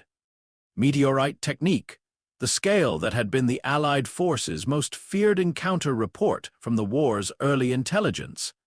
The attack that required multiple cage-level opponents working in coordination to survive. Naruto watched it approach through the sky with the specific calm of someone who has already processed this option and its counter. He released to 80%. The Reiatsu field expanded outward in a sphere, 100 meters in every direction. Inside the sphere, the fundamental properties of the space shifted. Gravity, electromagnetic interaction, the specific physics that governed large falling objects. All of them registered the field's presence and deferred to it, the way all local conditions defer to a force that operates at a more foundational level. The meteorite slowed, stopped, hung in the air above the battlefield's center point, suspended by nothing visible, simply halted, arrested in its momentum by the specific quality of a will that had decided no and implemented the decision at a level below physics. The Allied forces watching from the perimeter went completely silent. Madara looked at the suspended meteorite, then at Naruto. "What?" he said very quietly. "Are you—" Naruto lowered the meteorite. Gently, set it on the ground with the specific care of someone returning something borrowed. A crater formed from the impact that would have been catastrophic if the speed had been maintained. At the speed he returned it, it was simply a large rock being placed. "I told you," Naruto said. "The answer to your plan's question." He walked toward Madara. The Rinnegan tracked him. The Sharingan beneath it tracked him. Every technique in the most comprehensive combat toolkit the elemental nations had ever housed in one body was running continuous assessment of the approaching figure, and returning, each time, the same result. Insufficient data for reliable counter. "The Tsukuyomi," Naruto said, still walking. "You have 14 minutes before the activation sequence completes. I'm going to stop it. I want you to understand why it won't work before I do, because you deserve the intellectual honesty." He stopped 8 feet from Madara. "Your plan puts everyone to sleep, including the people who will build the world you want. A world where no one suffers is not a world. It is a museum. The things you love about humanity, the will, the resilience, the specific quality of people choosing to keep going when the reasons to stop are overwhelming, none of those exist in a dream. You are not offering peace. You are offering the end of the thing that made peace worth wanting." Madara looked at him for a long time. The Rinnegan did not show emotion, but something in the quality of Madara's stillness changed, the specific change of a person who has been arguing against something for decades, suddenly encountering the version of the opposition that they cannot immediately answer. "And your version," Madara said, "offers what? A world where people suffer less, not zero. Less. Where the suffering is not the result of war because war is not available as a tool, where the specific kind of loss you experienced," he paused. "Where Hashirama's world, the one you wanted before the wanting went wrong, where that is at least possible, where it has room to exist." The silence that followed was the most significant silence of the conversation. "You cannot hold it," Madara said finally. "No single will holds indefinitely." "No single human will," Naruto said. "I'm not going to remain human indefinitely." He released the Hogyoku's field, not the Reiatsu, not the evolutionary aura, but the specific property of the Hogyoku itself, the reality editing field that it generated when its host's will was absolute and clear. The field touched Madara, and the infinite Tsukuyomi's activation sequence, which had been running in the background of every moment of this conversation, simply stopped, not disrupted, not countered. The sequence encountered the Hogyoku's field, and the field made a small, precise edit. The sequence's next step required Madara's will to maintain it, and the field adjusted the relationship between Madara's will and the sequence's continuation such that the adjustment was infinitesimal but sufficient. The moon remained the moon. The sky remained the sky. Madara felt it stop and closed his eyes. He stood for a long moment on the battlefield with his eyes closed, and Naruto stood 8 feet away and did not move, and the allied forces at the perimeter held their collective breath. "The sage," Madara said, without opening his eyes, "would have been interested in you." "I know," Naruto said. "I've read everything available about him. He was mildly impressive." The corner of Madara's mouth moved, the specific movement of someone who has, in the most improbable moment of their life, been genuinely surprised into something adjacent to amusement. "Mildly," he repeated. "He was working with what he had," Naruto said. "We are not required to be limited by his ceiling." Madara opened his eyes. The Rinnegan looked at Naruto with the specific quality of a person making a final assessment, not tactical, not strategic, personal. I wanted to end suffering, Madara said. I know, Naruto said. So did I. So does everyone who ends up holding this much power. The question is always the same. What are you willing to let survive in order to end it? And your answer? Everything. Consciousness. Choice. The specific, terrible, beautiful difficulty of being alive in a world that doesn't guarantee anything. All of it. I want all of it to survive. I just want the part where it destroys itself to stop. Madara was quiet. Then he sat down, not fell, not collapsed. Sat, with the deliberate care of someone choosing the ground, and looked at the sky where the moon hung ordinary and full above the battlefield, and did not speak again. Naruto left him there. The Edo Tensei's release came from Kabuto 40 minutes later, under circumstances that Naruto had arranged through his network 3 days prior, and the reanimated forces dissolved. The war ended, not with a final battle, with a conversation, and an old man sitting in the dirt choosing, for the first time in decades, to stop. The Valley of the End. Sasuke came 2 weeks after the war's conclusion, which was exactly when Naruto had projected he would come. The intelligence about Madara's manipulation, the truth of it, the version that showed Sasuke how his arc had been intended to conclude as Madara's tool rather than his own person, had reached him through the channels Itachi had prepared. And Sasuke, being Sasuke, had processed it in the specific way that Sasuke processed things that threatened his sense of himself, by moving toward the source.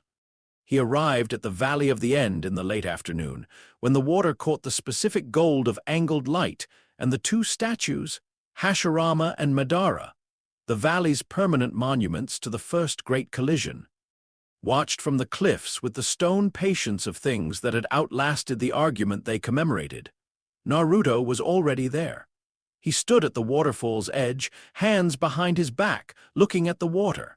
He did not turn when Sasuke landed on the stone behind him. He did not need to. He had felt Sasuke's approach since the Land of Fire's eastern border. You knew, Sasuke said. About Itachi, about what Madara intended. Yes. For how long? I visited Itachi 18 months before his death. We made 2 adjustments to his contingency. The silence that followed had the specific quality of Sasuke processing something that was simultaneously a relief and a wound. The relief of understanding that Itachi's plan had not been as incomplete as it appeared, and the wound of understanding that even in the plan's revision, he had been moved rather than consulted. You moved me, Sasuke said, the whole time like a piece. Yes, and Sakura and Kakashi, the whole team. Yes, was any of it real? Naruto turned. Sasuke looked at him across the stone and the waterfall's sound and the late afternoon light. And Sasuke's face had the specific quality it had had on the bridge in Wave Country, when he had stepped in front of the needles, the face of someone who has stopped performing and is simply asking. Naruto looked at him for a long moment. I studied you, he said. From the day we were placed on the same team, I catalogued your tells, your patterns, your tactical habits, your psychological architecture. I managed the distance between us with the specific precision of someone who needed you functional and directed rather than escalating toward a confrontation I wasn't ready for. A pause. And I remember the forest of death, he continued, where you threw yourself in front of Orochimaru's strike without calculation, without strategy, with nothing but the instant decision of a person who has determined, below the level of thought, that someone beside them matters.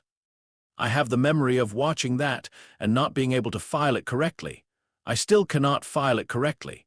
It remains in a folder with no label that has been receiving entries without my permission since the beginning. Sasuke was very still. I cannot tell you with certainty what the feelings were, Naruto said. I have not had much practice with feelings as distinct from data. What I can tell you is that the folder exists, and it is large, and your name is on most of what is in it.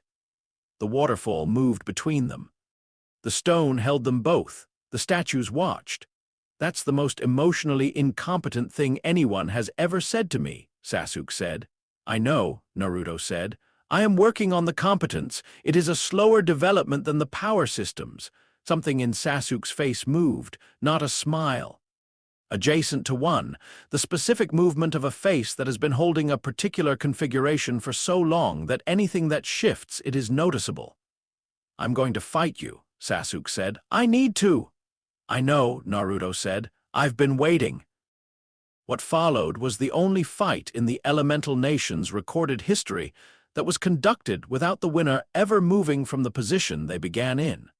Sasuke came with everything. The Mangekyo's full deployment, Amaterasu, Susanoo in its complete form, the specific combination techniques that Itachi's crow had seeded in him, and that Sasuke had developed in 2 years of independent study into something that exceeded Itachi's projections. The Rinnegan, which Sasuke had awakened in the war's final days through a process that Naruto had specifically arranged by ensuring Sasuke's presence at the moment of Hagoromo's chakra distribution. Everything. Clean, committed, without reservation. The fight that Sasuke had been building toward since he was 7 years old and his entire world had ended in one night.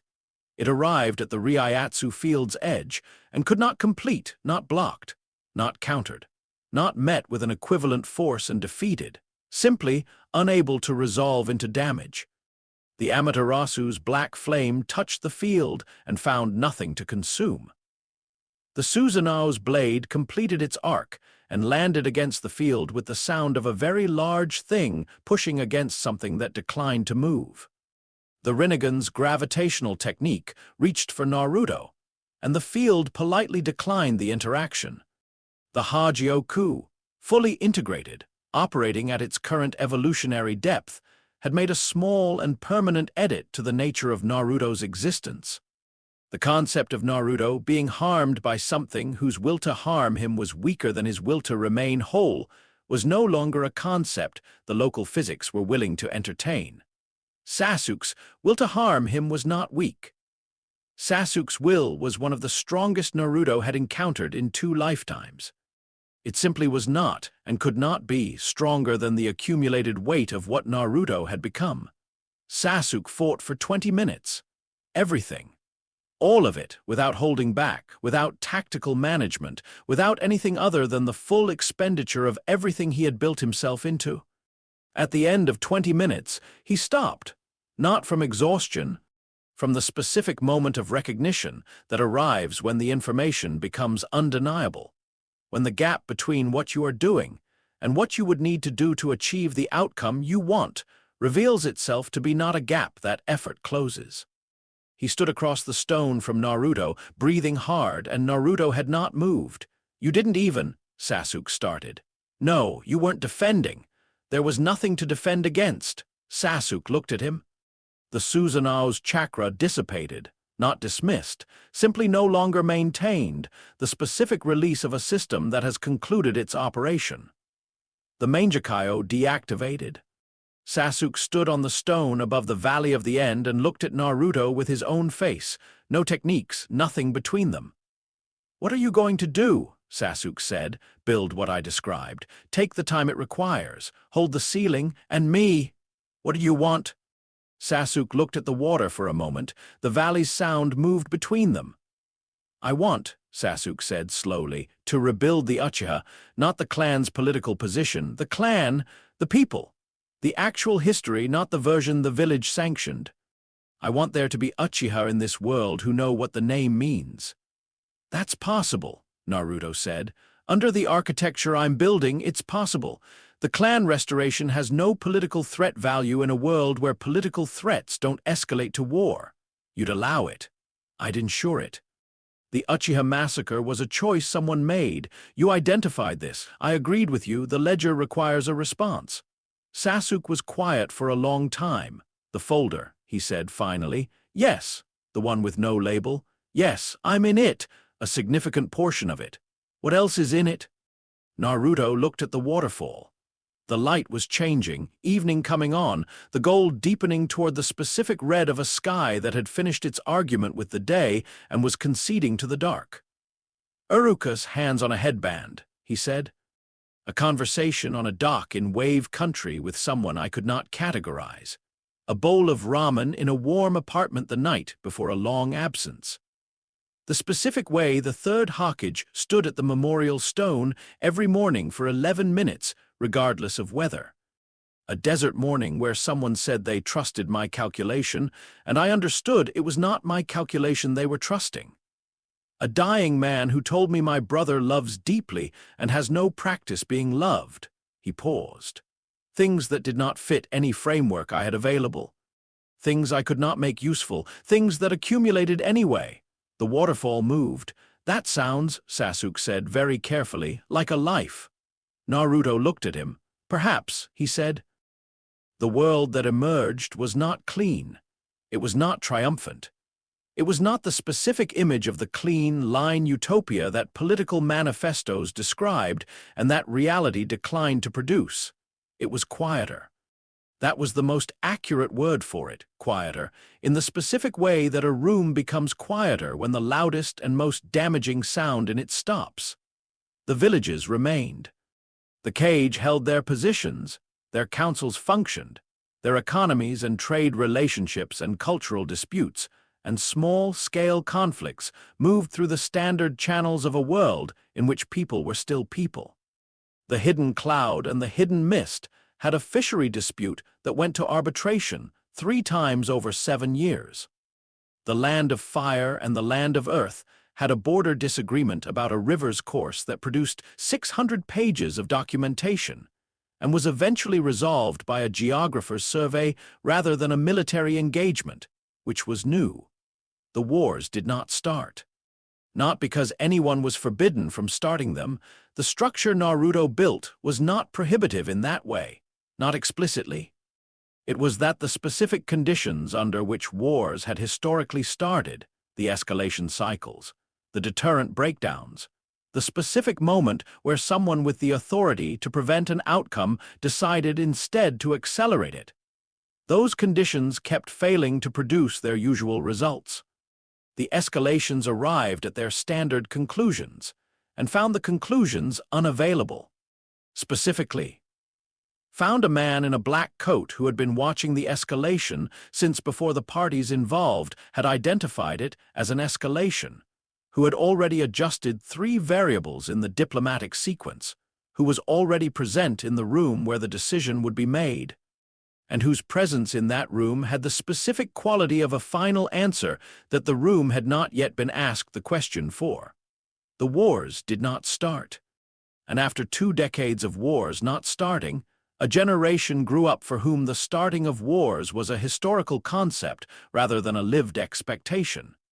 And that generation began to build things, with the specific freed up energy of people who were not spending their developmental years preparing for obliteration, that the previous generation had not had the resources to imagine. It was not peace in the philosophical sense. It was stability. And stability, given sufficient duration, produced things that looked increasingly like its more ambitious cousin. The room above the Valley of the End was simple. He had built it, not himself, not with his hands, though he could have, in the year following the war's conclusion, at the top of a structure that the valley's geography accommodated without demanding the drama of a fortress or the authority of a palace. It was a room. High ceilings because he found low ceilings confining. Large windows because the valley's light at any hour was worth looking at. A table and a chair, and the specific absence of ornamentation that was not minimalism so much as the honest reflection of a person who did not need objects to confirm his existence. He worked from the room, received reports from the pillar network, which had expanded over the years into something more structured, from the village intelligence channels, from the 17 separate monitoring operations he maintained through shadow clone networks positioned throughout the elemental nations. He read everything. He adjusted what needed adjusting. He left alone what could be left alone, which, over the years, was increasingly more than he had projected. Gaara visited twice a year. They sat in the room and talked about the world's condition with the precise language of 2 people who had agreed to build something and were monitoring its construction. Sometimes they sat without talking for a long time, which was also productive. Kakashi had come a month after the war for the conversation he had promised. Naruto had told him everything, the complete version from Aizen's soul in a newborn's body, the Hogyoku's integration, the decades of planning in the elemental nation's framework. He had told it calmly and waited for the response. Kakashi had been quiet for a very long time. Then he had said, "You could have done all of this without caring about any of us." "Yes," Naruto said, "but you have the folder." "I have the folder." "Then I think," Kakashi said slowly, "that the folder is the most important thing about you, more than the Hogyoku, more than the Reiatsu, more than any of it." Naruto had looked at him. "I'm still working out why," Kakashi said, "but I think it might be because it means you're not actually that different from the rest of us. Just—" He paused, louder, internally, and more likely to stop a meteorite with your feelings. Naruto had been quiet for a moment, then he had said, "That is the most reductive, accurate thing anyone has ever said to me." Kakashi had smiled, the real one, the one that reached the eye. "I've had a lot of practice with you." The night was the clearest it had been in weeks. No cloud, no wind, the sky the specific deep black of a night that has fully committed to its darkness. The stars the specific clear white of stars that have nothing between them and the eye. Naruto stood at the window of the room above the valley and looked at it. Beneath the window, the valley's water moved in its permanent course, the same water, or the same water's descendants, that had moved beneath Hashirama and Madara's statues for a century, that had moved beneath his feet and Sasuke's during the conversation at the valley's end, that moved now in the dark without audience and without purpose beyond the simple ongoing fact of its movement. He placed one hand against the window's glass. The Hogyoku pulsed against his sternum, the settled, quiet pulse of a system that has found its operating state, not dormant, not escalating, present in the specific way that things are present when they have arrived at the place they were moving toward and can now simply be there. He thought about the world below the window, the 10,000 villages, the 7 remaining hidden villages, the 140,000 shinobi he could feel in the ambient field as pressure, points of chakra, the millions of civilians who moved through their days without any awareness of the ceiling above them or the will that held it. He thought about Gaara in his desert office, managing the world below his own window with the specific careful attention of someone who had learned, slowly and at significant personal cost, that the world responded to attention. He thought about Sasuke in the rebuilt Uchiha compound, which had taken 4 years to construct to the specifications of the clan's historical records, and which now housed 31 people who carried the name, some by birth, some by choice, all by Sasuke's specific and uncompromising determination to restore what had been taken. He thought about Sakura, who had built the most comprehensive medical research institution in the elemental nations, and had spent 12 years systematically dismantling the knowledge barriers that had kept medical jutsu concentrated in single lineages. He thought about Kakashi, who had written a book, not the orange ones, a real one, about the history of the war and the peace that followed, which had been read by more people than any text in the elemental nation's literary history, and which contained a chapter that Naruto had read 17 times and could not discuss without the folder producing sensations he had not yet fully catalogued. He thought about Iruka, who was 63 years old and still taught at the academy and who had lunch with Naruto when Naruto came to the village, which was not often but was regular at Ikaraku's, and talked about the students and about nothing in particular, in the specific warm way of someone who has decided another person's presence is worth making space for. He thought about Haku and Zabuza and the third Hokage and Itachi, and all the people who had been pieces on the board who had also, always, been more than pieces, the specific and irreducible personhood of each one, which had been there before he noticed it and had not required his notice to continue existing. He thought about the folder. The folder was very large. It had been receiving entries for 30 years, and it still had no label, and he had stopped trying to assign one. What he knew about it now, at this distance from the beginning, was this. The folder was the part of him that the Hogyoku was most interested in. The jewel that granted the heart's deepest desire had been working on him continuously for 3 decades, and what it produced was not omnipotence.